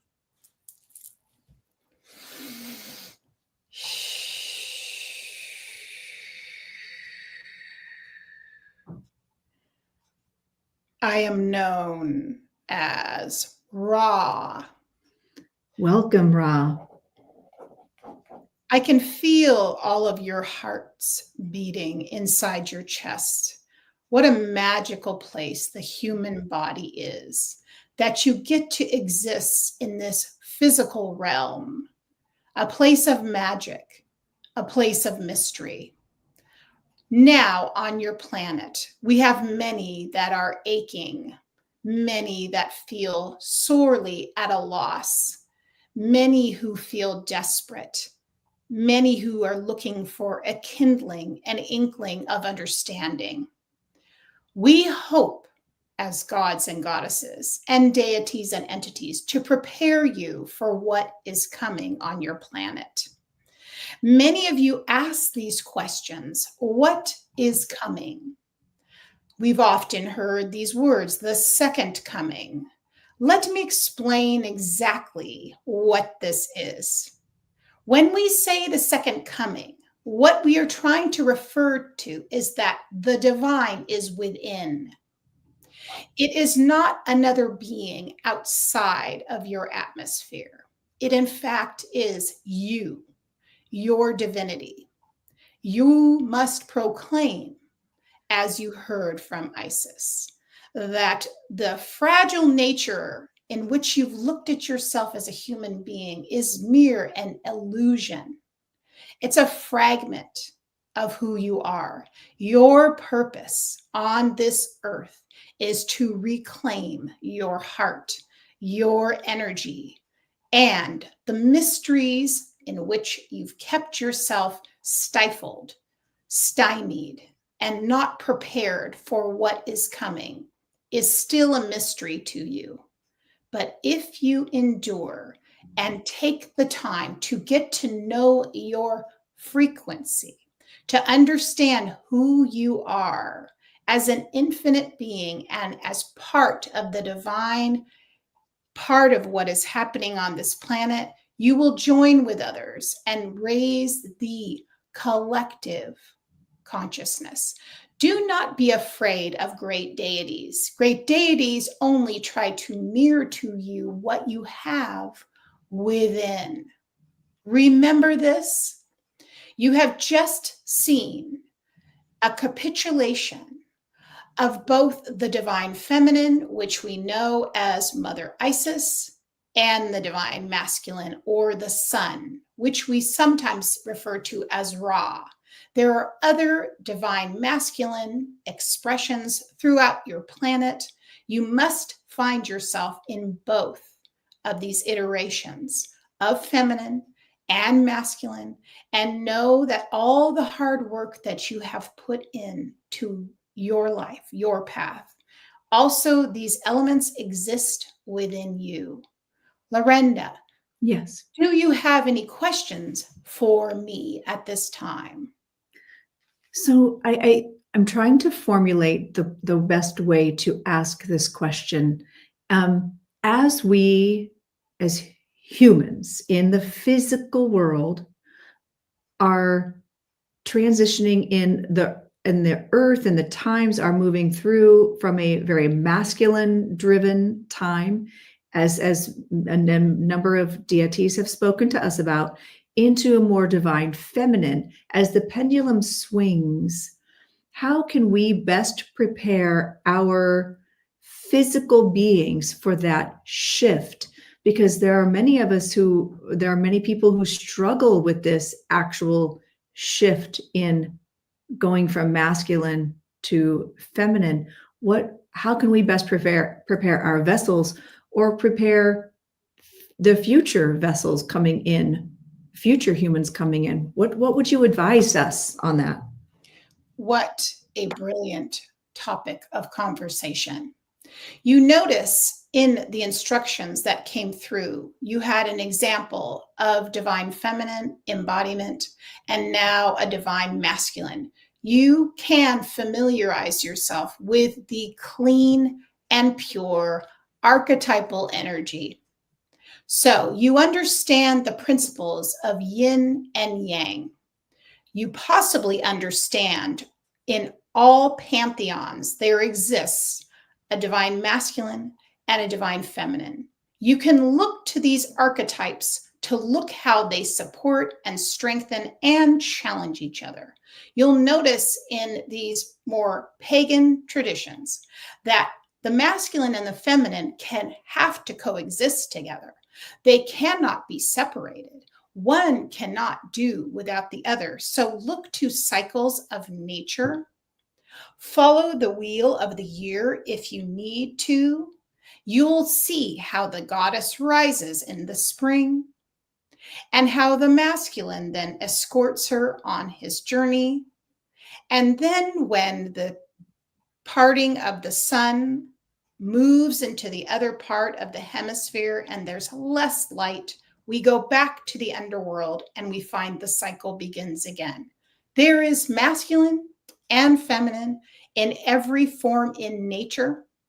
And what we know about the major religions that you find on your continents is that they obliterated the feminine, and then they deconstructed the masculine to topple over her. Goddess culture.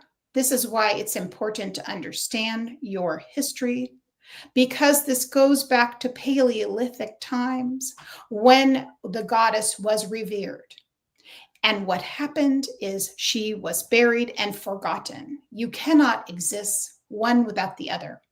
Understand your own creation process and the balance of when you create and grow something. And then the delivery of that creation comes from the masculine. You would do best to study symbols. We hope this helps you.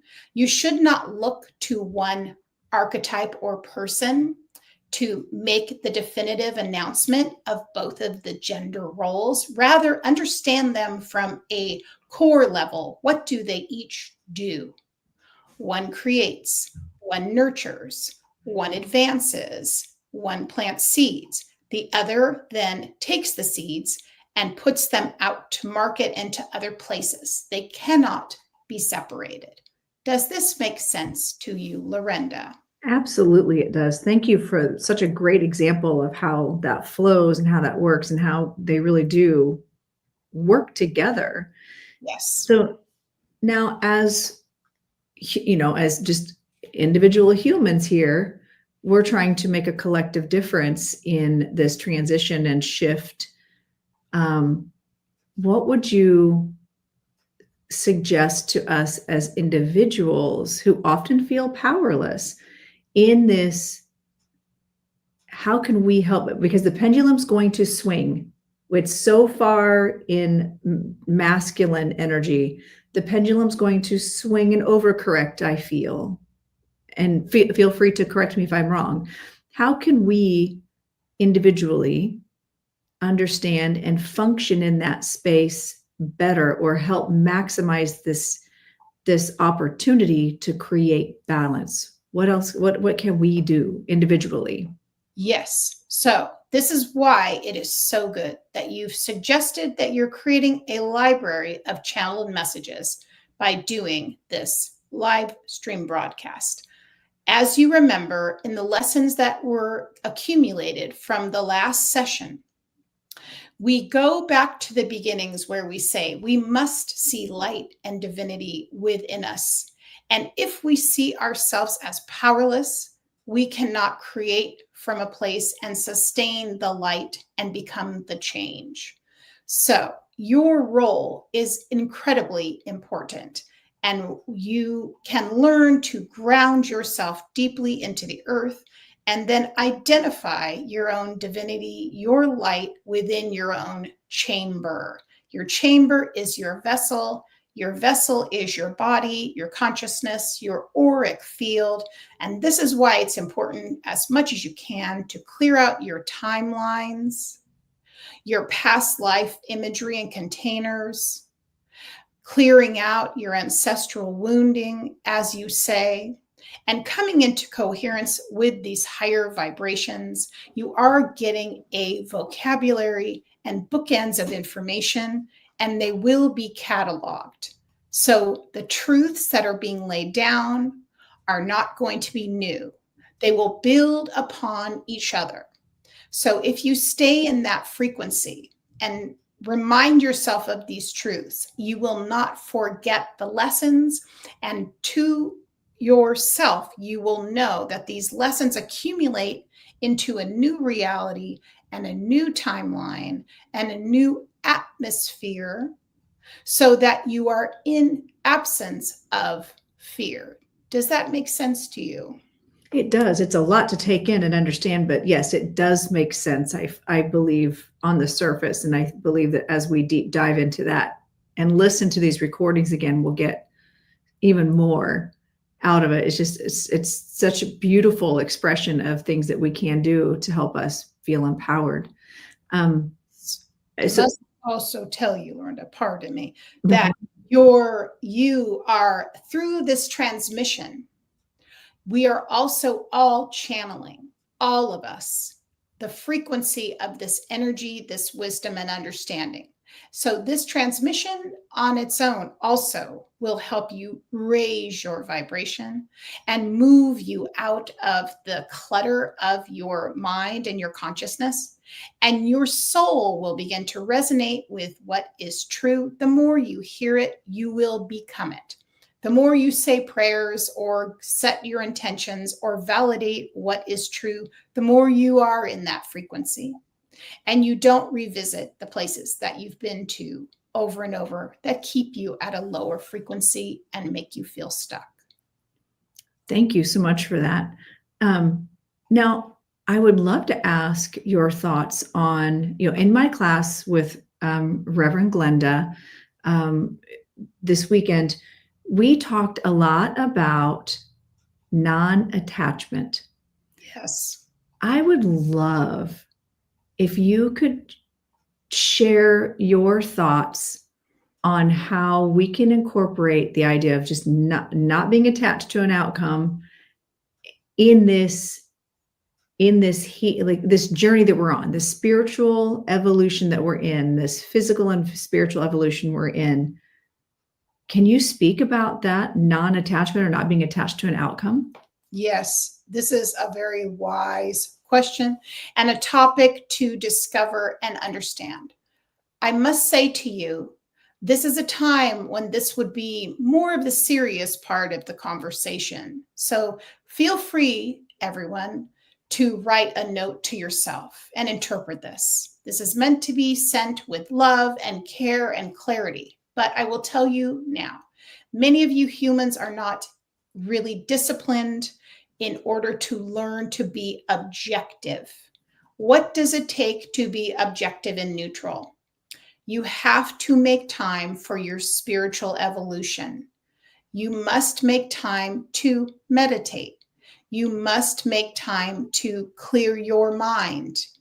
You must make time to forgive yourselves. And you must make time to allow spirit to embed within your awareness.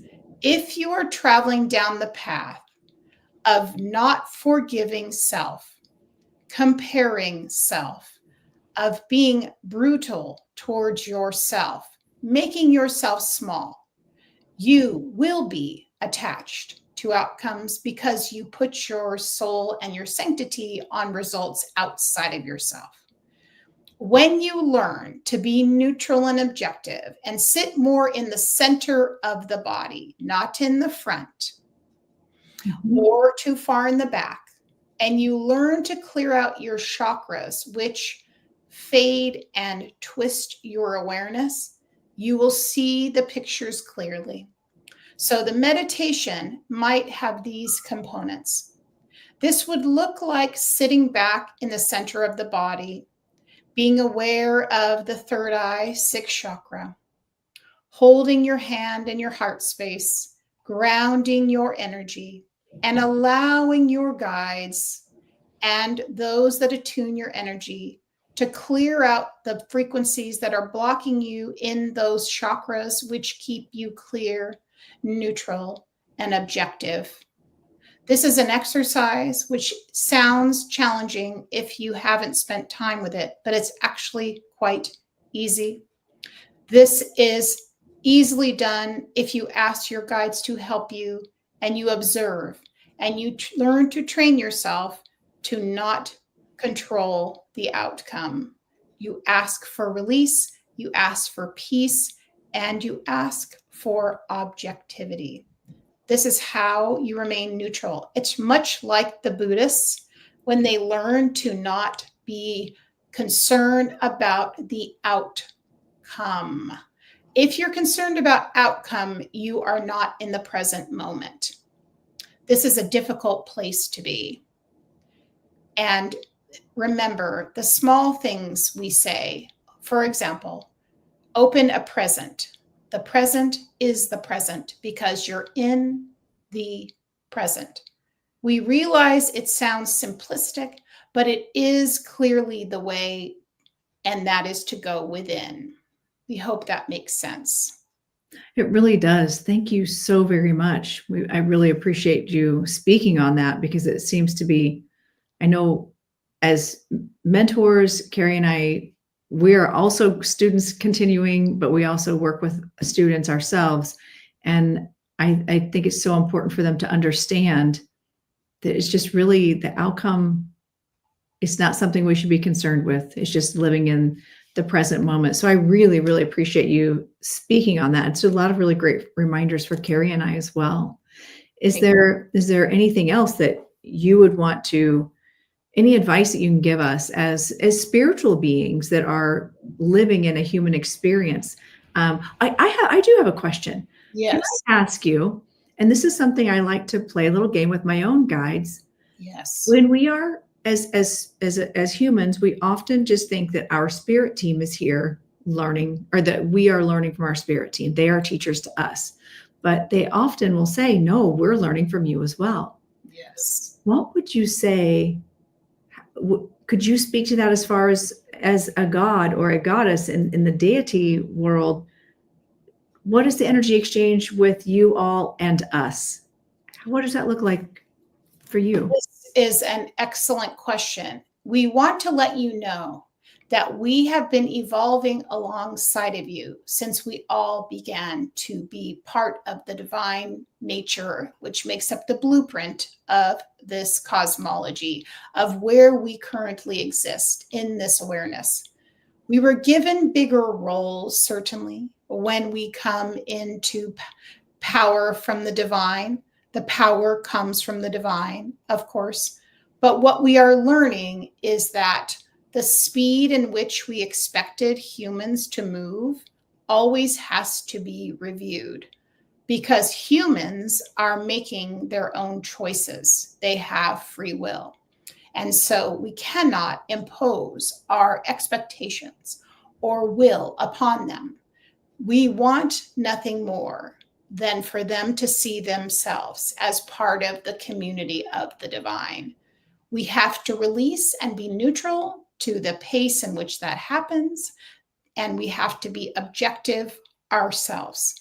We do still have parts of us that you might even consider to be human, although we have never been human, but we're closer to human than we are, say, for example, the angelic realm, because we are closer to the flesh, if that makes sense.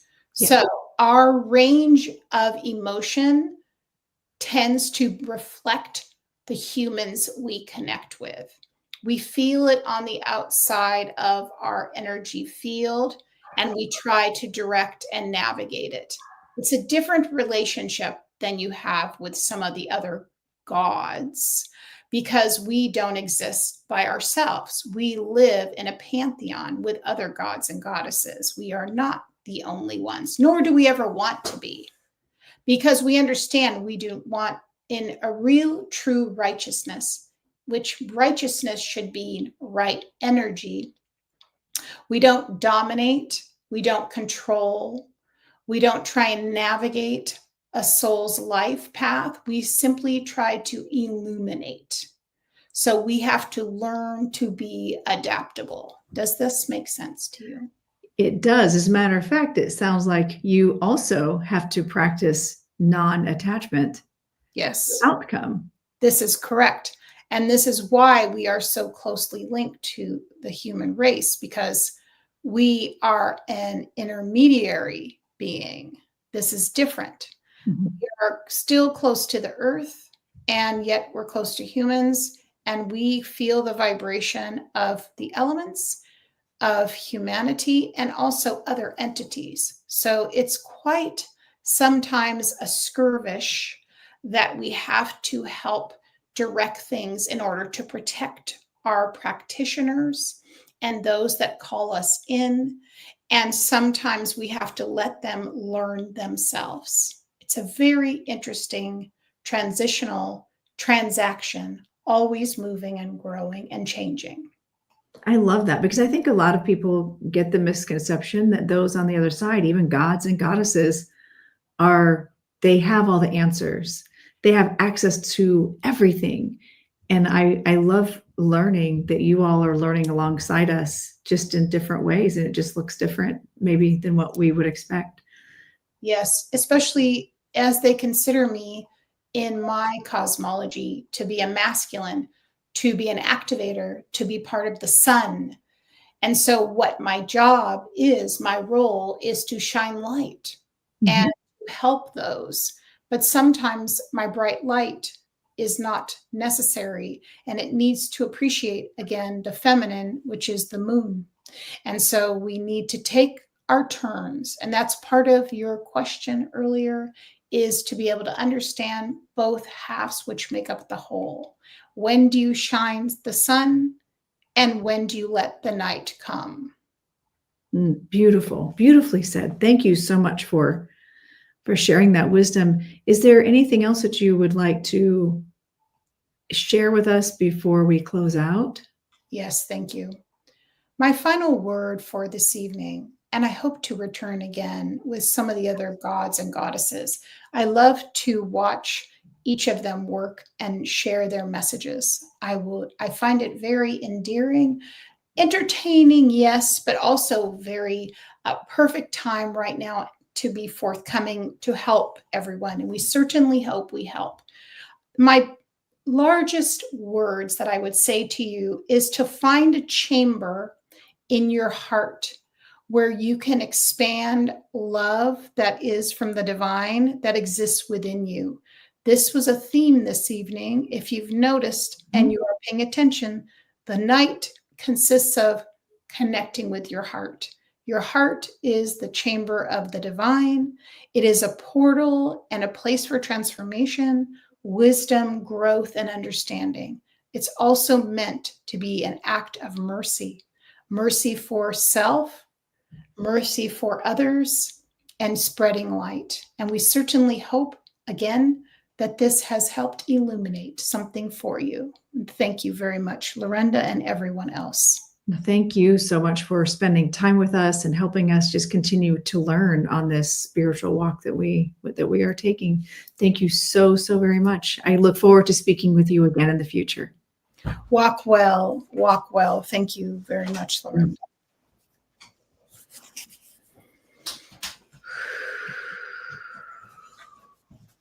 Come on back.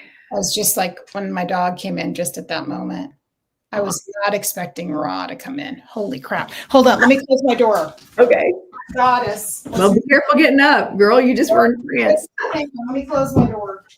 Wow, I was not expecting that. That was not what I was expecting. Let me just take a sip. I need to itch. I was like, okay, let me get in. Ooh, all the yummy stuff. Wow, I was not. Let me just say, notably, Isis, this is from Egypt. I think you know this. Mm-hmm. This is an original piece. And it honestly, I'm just telling you this, unless I'm as close to her as I would have really kind of gone, I don't know if I'm ready for bringing in the Egyptian god Ra. Are you sure you dialed in the right phone number? You got the right address. I was like, dude, and that's why she was like, I'm holding this down. Lorenda's here. It's going to be okay. I was a little bit like, I'm just going to go with it. It was big. It's like letting the sun in. Mm-hmm. I know. That was crazy. I loved it. The transfer. I've got a little bit of transfiguration. Yeah, what was happening? It was a lot of, it was very seamless, to be honest. Like Isis just stepped right on in. She's my queen. She's my girl. Yeah. She's like, how's it going? We're here. Yeah. Like, Lorenda. Also, just note, literally her thing is sitting right here, right? So she's right here. Yeah, she's right there. She's right there. Yeah. And again, I channeled questions, so I don't even know what I really actually asked.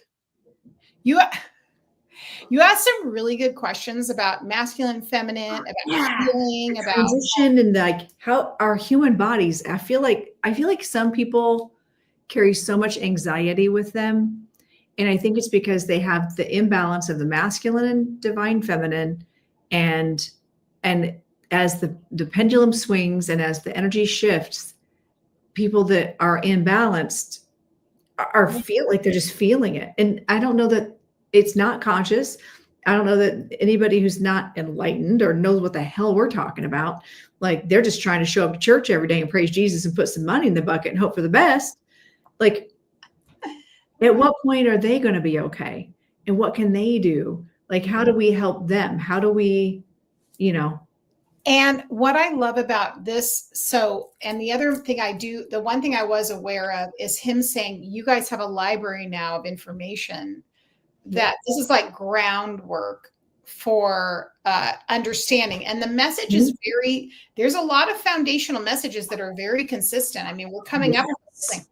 Can I also tell you one other thing that came through that I just Yes. realized? Is I'm wearing my lapis. This is for Isis. I haven't put this on, and I usually wear Hecate's necklace, but I've been wearing other goddesses, and I just put my lapis piece on before I came in here. See? And she is amazing too. I mean, I could just spend hours with her. Just be like, hey, come on in. Have a seat. Want a glass of, want a beer? Need anything? Like, that was amazing. That was amazing. The whole thing was amazing. And you and I were both like, Lorenda and I are both like, we're like a little sleepy from the 4th of July. How's this going to go? We sure are going to need you. Look at us. Well, I find it really, and I don't know, I mean, Spirit did it, but yes, like, Spirit did it. We're just showing up and asking about the non-attachment thing. Like, that was huge. That, and I've talked about that before. Yeah, of course. I did. I heard ask, but you know what's funny? You know who told me to ask? Who? Glenda's guide, Dr. Buchanan. Oh, he was here? Yeah. I think he and Dr. Mike are besties, man. Oh, I know. I can't wait to like. We're just like, I know. Every once in a while he'll come in, but I feel like some of the people that I go to class with, like, I feel like there was a collective presence of a bunch of guides just like watching the screen kind of feel is what it felt like. Just taking it all in. And I love that even Ra said, well, we're learning with you too. 100%. And you know what was wild? Learning the non-attachment. Yeah. Because what I was getting from him, I really felt like I'm not, understand when I say this, there is a thing to tell you here. I'm not a deity and I don't assume to be one, but I really felt his perspective. Like I felt like he showed me his aura. And they do that. They'll share.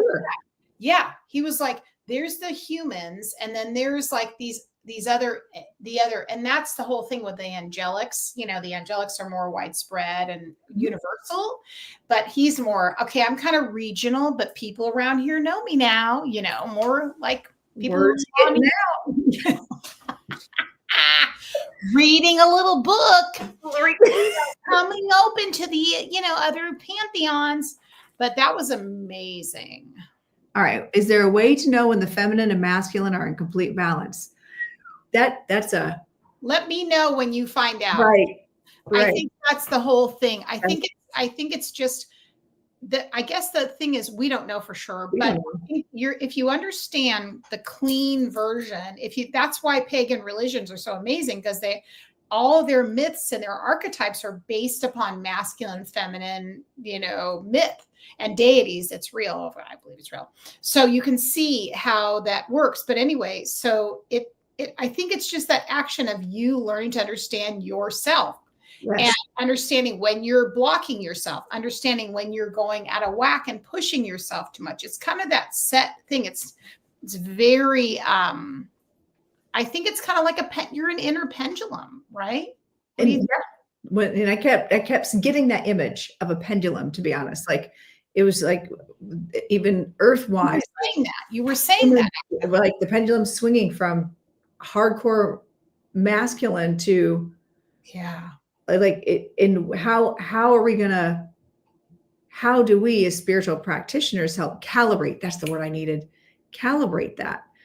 How can we as leaders because that we have, like you and I feel like, I'm not trying to say, well, we are it, like we're the leaders, like look to us, but we do carry we have stepped into a role of responsibility in helping teach others how to step into this energy. So how do we understand ourselves, how to find that balance, as well as help others identify and understand that balance? And whether that be the divine masculine, feminine, or even balancing. I kept seeing the card in my Dancing Spirit Oracle deck, the mindfulness card, where it's past, present, and future. And Ra talked about that. Present is a gift. Yes. Present is a present, right? Wow. How do you learn from your past without living in it? Be mindful. How do you prepare for the future without living it? Without unattached. You cannot be attached to an outcome. How do you live in the flow, live in the present, but still feel prepared, still feel like you're planting seeds, you're still doing everything you need to. And I felt like that was all in that same vein. How do we as practitioners and mentors share that? Yeah. And teach that, or at least inspire the people that pay attention to us for whatever godforsaken reason. Being mindful of that, and how do we express that in a way that is helpful, and that if someone watches this video 10 years down the road and is like, how does that person find that inspiration?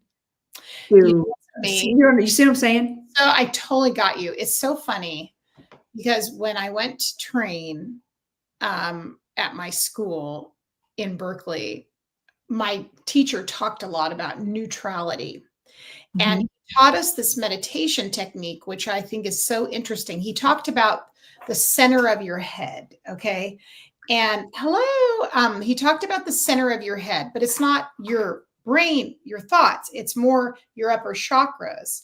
And you have a place there you create that's called, it's like your room. It's like a reading room, right? What I've added to it since then is the heart chakra, obviously. So having that container of like, where is my navigation system? It's in the upper chakras, but still connected to my physical body, to my heart chakra. And then when I have things that happen to me that make me want to grab and attach, I'm observing myself by looking at my reactions. I'm looking at how my system is wired, where I'm overly emotional, and still being in your emotions. We're not trying to eradicate them. But then I come back to center and I say, and then I'll know, because Jenny was saying like, well, how do I know my energy? That's when you know if you're blocked in your fifth chakra, if you're blocked in your second chakra, because you're observing yourself from the place of your center, not from your reactions or your mind being busy. So having a place in your own consciousness, in your physical, and that's what he was saying, being in the center, not being in the front or the back. I've heard this before many times. And so learning, what is that like in your body? And I've been feeling more and more, especially, and I know you feel this way because you're a freaking dance teacher. That's why I'm thinking it has to do with the rhythm thing. I'm telling you. There's something to it. I'm saying it. Saying it. I have a really good friend named Daryl. He's like, there might be something to this. There might be something to it. But I think learning to do that, and then learning to go, oh, wow, my second chakra is really out of balance, or my throat chakra is really activated, or what's going on in my inner. We have to know our own bodies. We have to accept and love our bodies. We have to learn about how we're blocked and our energy. And it shouldn't be a have to. It's more extremely beneficial. And that's why we do have to have a little bit of skin in the game with how do we care for ourselves and our energy. However, whatever your thing is. And how do we show up for ourselves in general? Because we've got our mind, body, and spirit complex. Yeah. One of the things that I thought was cool that Ross said, and I started to write it down. I don't know if I said it. He called all of us humans out. I was like, you tend to not be very disciplined. He did say it. I could feel he was trying to soften his words because he came out like an Aries energy. I was like, here we come. I have no idea what you're going to say. Yeah. But it's true. I think in a world of constant distractions, it's easy to get off track. It's not that we're not disciplined. We just have too many distractions for us to narrow it down and go, okay, I need to sit down. How many times have you heard your students say, I can't meditate because when I sit down, I close my eyes and I think of all the things I'm not doing because I'm sitting there meditating. Then the guilt kicks in.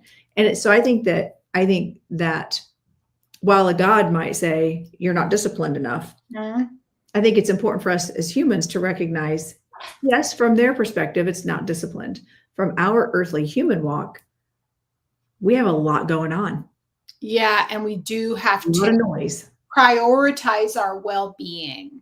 Yes. And so I think by honoring our earth, he did say by honoring your body, connecting to the earth, getting grounded, I think by even if we just compartmentalize all the things we have going on, which is really hard for women to do. Simple practices. And then just find a way to spend time on caring for ourselves, loving ourselves, finding our inner joy, connecting to our inner spirit, doing whatever we're doing, whatever we got to work on at the time. Yeah. And I think it's a really good message in saying, yeah, love yourself enough to show up for yourself. Absolutely. And all of those little things that go along, which are little, and this is everything you and I talk about, and I talk about this in Goddess Rising all the time, little simple practices that make a big impact. Little simple practices, right? Mm-hmm. Are you talking about me? We're talking about all ourselves. Oh, I know. It's my stepsister. I was going to say, yeah. She's like, "You're talking about me." We might be, bitch. Well, and also it's like, don't make something bigger than it needs to be. A little goes a long way. A little self-reflection, a little meditation. Yes. And I think this is where I was going with that whole concept. I got derailed, is when we get so overwhelmed with all the things we have to do. Yeah. We think, oh, but if we add meditation, who has time for that? It doesn't have to be that. It could be literally 30 seconds of put your hand on your heart and be mindful. Yeah. Ground, whatever. Yeah. Calm down. And walk. My friend Krista that was on Spirit Signs and Sips on Thursday, she talked about that. She talked about that. Just like it doesn't have to start out as a full-blown practice. It could be start by just putting your hand on your heart, pay attention to your breathing. Yeah. Be mindful of your body. Yeah. Have a moment of gratitude with your body, because then that's how you build. And then recognize how different you feel after that 1 minute. Right, exactly. It's these tiny little alterations, just small, that lead to something so big. That lead to bigger things. Yeah. That's what Mary Magdalene's saying. She says, let's just be here right now. You need to learn to be. Just be. And because you know what? Guess what? It's okay just to exist. Yeah. I think I scared a guy at the wine vault once. He might still be afraid of me. Mm-hmm. He was complaining about somebody, and not working enough and not doing enough. And I'm like, but are you married to that person? You're not.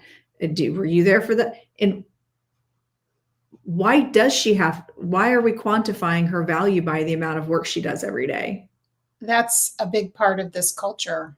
And that's where us Gen Xers and boomers and even, millennials, the early millennials are carrying that burden of, generationally, how do we break that? How do we break that cycle? Because you know what? When I laid on my bed for a long time, my husband came in and said, is this going to be a lay in bed kind of day? I'm like, it might be. And I sat up with my full chest and I laid there for another half an hour, read that book. Was that book helping me in any way, shape, or form? Absolutely not. It was 100% smut. Didn't care. You know what? But you're human, and that's what was needed. But it was just like, I was just laying there. I'm just like, I was like, this story is dumb, and I can't put it down. I can't put it down. But it was, for me, I was laying down. I was not on my computer. Right. You weren't showing up for anything, but I was just being. That's so important. Honoring my body to just. We all need to know that. And what was cool was Matt was like, okay. Yeah. I'm going to go do laundry. I'm like, you do you, dude. You're okay with it. Everybody else will learn to be. Yeah. Yeah. It's also that I think the idea of understanding when the rat race is getting you, that's big part of the toxic masculinity we were talking about. It's like that if you were looking at those archetypes of divine feminine, divine masculine, the masculine knows the feminine, and this isn't all of us. It's not your gender. This just has to do with yin and yang and energy. You have to rest. And you have to also have that sense, it's important to rest and to recalibrate your energy and to give back to yourself and be nourished. And you can't be in a place, anything that's growing has to have that time. It cannot be always active. You can't take in all the energy that all the guides that are trying to heal us and get our messages to us and share with us and help us recalibrate our energy we get more when we're sitting back and receiving. Molly, you know what I mean? We're getting more when we are sitting back and allowing the transmission to come through. Right. Good stuff. So, oh my God, Molly, I saw your thing. I was jealous. She was boating around. Well, yeah, because she lives on a boat. I got to meet her. Did you know that? I know. I love her. I'm a little jealous. Love her. I want to go back and visit her. I want her to pick me up. I'm just going to stand out on the beach. And it would be like, I'm going to do this out on the beach. Like pina coladas and then or whatever. Or I always think, when I see her, I always think of Jimmy Buffett. Just, it's one of those things, right? Yeah. So anyway, this was so good. What did everybody think about this? Yeah, feedback. What do you guys think? That was, how many people do we have in here now? I always like to, I have no idea what's going on. We have 17 now. I think 17. The most I saw was 27. Awesome. That's like, look at us go. That's for us. We're growing. We're growing. We are growing. Yeah, we're growing. So we're going to be doing, again, I think Lorenda and I have a meeting. It's okay, Mal. It's on YouTube, so it's recorded. You can actually watch it on YouTube. Lorenda and I meet each other every Tuesday for business stuff. So let's figure out our schedule, put a calendar out for the rest of the year. We need to do that. Yeah. So we'll have like we did up through like August or September. Yeah, we did good. But also, guess what? You're coming to see me. I know, my God. Oh, hey, for those of you that are interested in taking trance, that live somewhat close or want to travel or looking for something to do on Labor Day weekend, Camp Chesterfield just today. I was first on the docket to get the memo. Yeah. I told my friend, I'm like, listen, I need a sister to help me out here. She's the one that did the schedule and opened up registration. She was like, bitch, it's open. So I think you and I were the first two to register, probably. I probably were. Within the first 5. Also, we have to announce we're doing our mediumship on the 19th. Yes, on the 19th. It's a private event, we're only selling 10 tickets. That's it. It's actually, we've already sold some, so it's probably more like 8 now. Okay. So that is July 19th. So not next Saturday, but the following Saturday. It's Saturday night. And we're going to be doing, both of us will get, each person that pays gets their own 20-minute reading from the two of us together. Awesome. I'm just here to say that's going to be powerful. It's going to be good. It's going to be good stuff. And so that is, what time is that? 7? Yeah, 7 your time. 7 Eastern time. Next Saturday night, or 2 Saturday nights from now. We'll be back here for this shindig on the 20th. So the next day we'll be doing this and doing more trance. Oh God, amazing. We're going to see who comes through, just like what we do. Closest airport to Chesterfield is Indianapolis. Yeah, it's about an hour, depending on how you drive, to get from the airport to Camp Chesterfield. So if you look on a bigger map, you want to look for Anderson, Indiana. Okay. So it's northeast from where the airport's on the west side.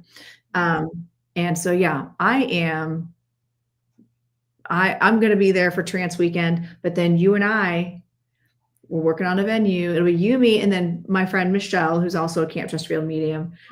We're going to be doing a little demonstration. So amazing. Live and in person, and it's going to happen. It's going to be so awesome. And then Trance Weekend so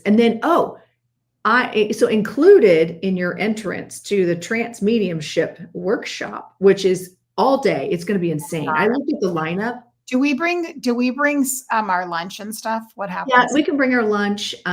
You and I can bring a cooler or whatever, or there are places in the lunch is a lot. But on that Saturday, the first day of the week, of the weekend, I'm on platform. Oh my God, I'm so excited! And that's included in because it's normally like $10 to go in for the services. But that's included. And then on Monday, I'm going to be on, like, they don't do this. They don't allow trance on platform, period. And they're letting students do trance, like Glenda got to choose a few of us. That's amazing. I can't To wait. do a demonstration on the platform on that Monday. So classes will be Saturday, Sunday, and then Monday will be done by noon. But there's there's like a picnic, and the grounds are beautiful. Like it's just going to be amazing. I can't wait to take lots of Will pictures. they be dancing? I don't know. There might be. I don't think so. Oh, you're so cute, Chad. This is Timmy's one of my students and regular read. Oh, Timmy, I can't wait to see you. We'll have a good catch up. So I am excited for you to come and stay with me. I can't wait. We have such a good time. I'm so excited. Can't wait. And then we're going to try to plan it where I'm going to go back to see you, hopefully in October or November, to work with JJ, who's like, hey, let's do a thing. I'm like, so that'll be for we're all going our to make that happen. Washington folks. Yeah. So I'm excited. We have a lot of things happening. We have so much happening. It's exciting too, and it's all fun. It's all really, really, really, really, really fun. It's all good things. Like, and that's where, I think it's just so important also to remember non-attachment.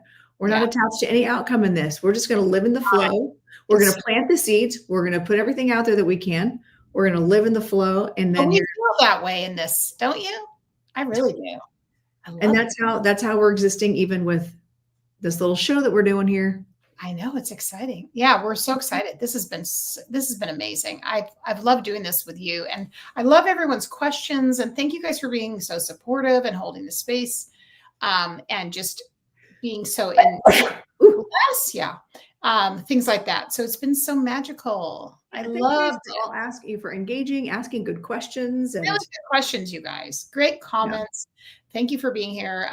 Sorry if we didn't get to all of your questions or your comments, but believe me, the gods and the goddesses and the entities and the saints all know. Now I'm going to go look up St. Clair. I think you're going to be. I love it. Yeah. St. Clair. She's the patron saint of. Where is she from? Where did she live on the earth? And when was she alive? Oh, shoot. Okay, hang on a minute. Hey, Siri, what information can you give me about St. Clair? St. Clair is the patron saint of woodworkers, glassmakers, and spectacle makers. He is invoked as a healing saint for the eyes, in particular to protect the eyes and cure eye diseases. That's weird. Wow. St. Clair, I thought did you hear that? Yeah, I did. But the weird thing is that they're for Lucy came through, but okay, hold on here. St. Clair with an E. Claire is a woman here. Yeah. And she's French. That tracks. Hang on, everybody.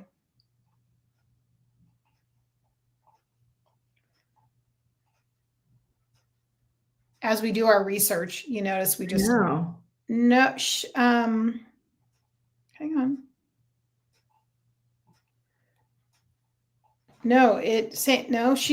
Wow, she's connected to the eyes. Wait a minute. That's weird. I thought.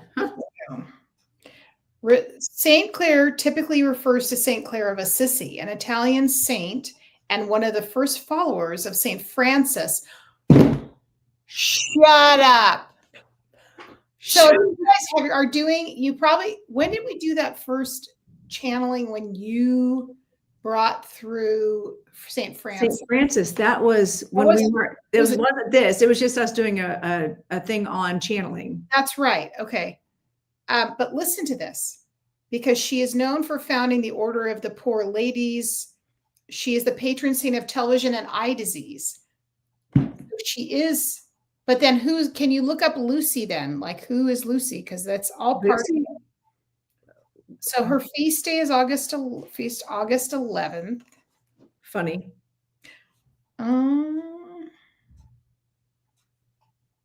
She was in 1253. Yeah, Saint. That's why we go down a rabbit hole. Saint Lucy is of eyes and divine light. Hey, They're both eyes, though.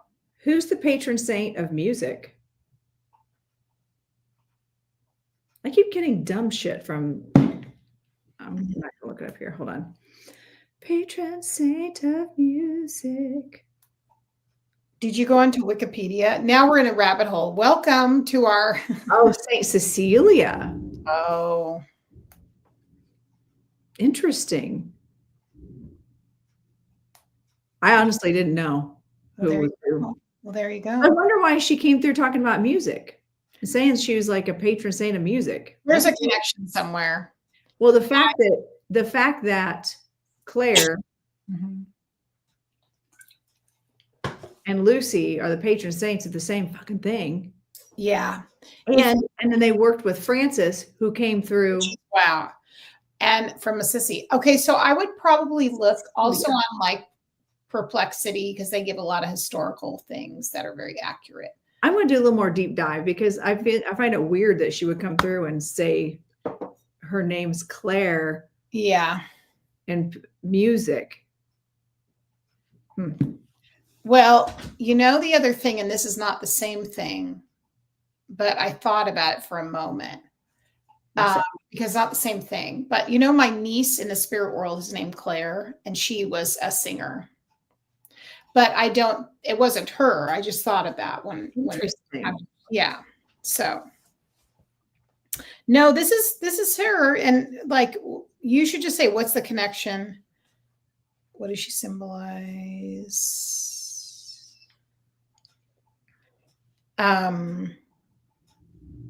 Television and computer screens. I love how these associations. Okay, but yeah, like, and here we are.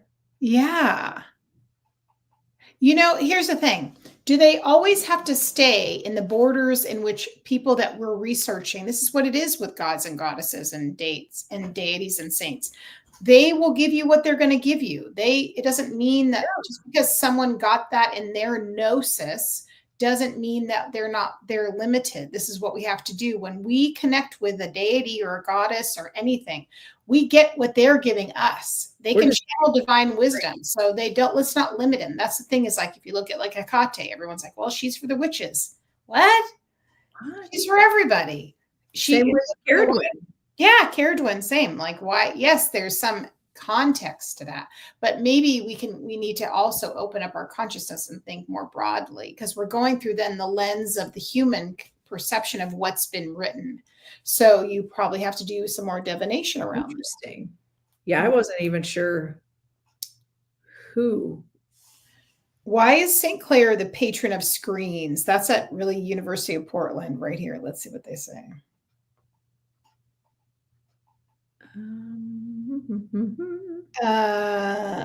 I was really feeling my eyes were bugging me, though, I can tell you. Did you notice that throughout the whole thing? Like later, my eyes were bugging. Then when I was doing raw, I was like getting something in my eye. I feel like I was connecting in with that.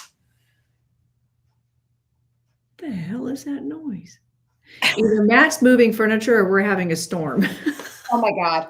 Well, maybe we should wrap up, because we could stay here for 3 hours and just shoot the shit. I know. Well, let's wrap this up, and you and I can hang on for a second. Hang out and talk. Thank you guys so much for being here. As you can see, a lot to unpack.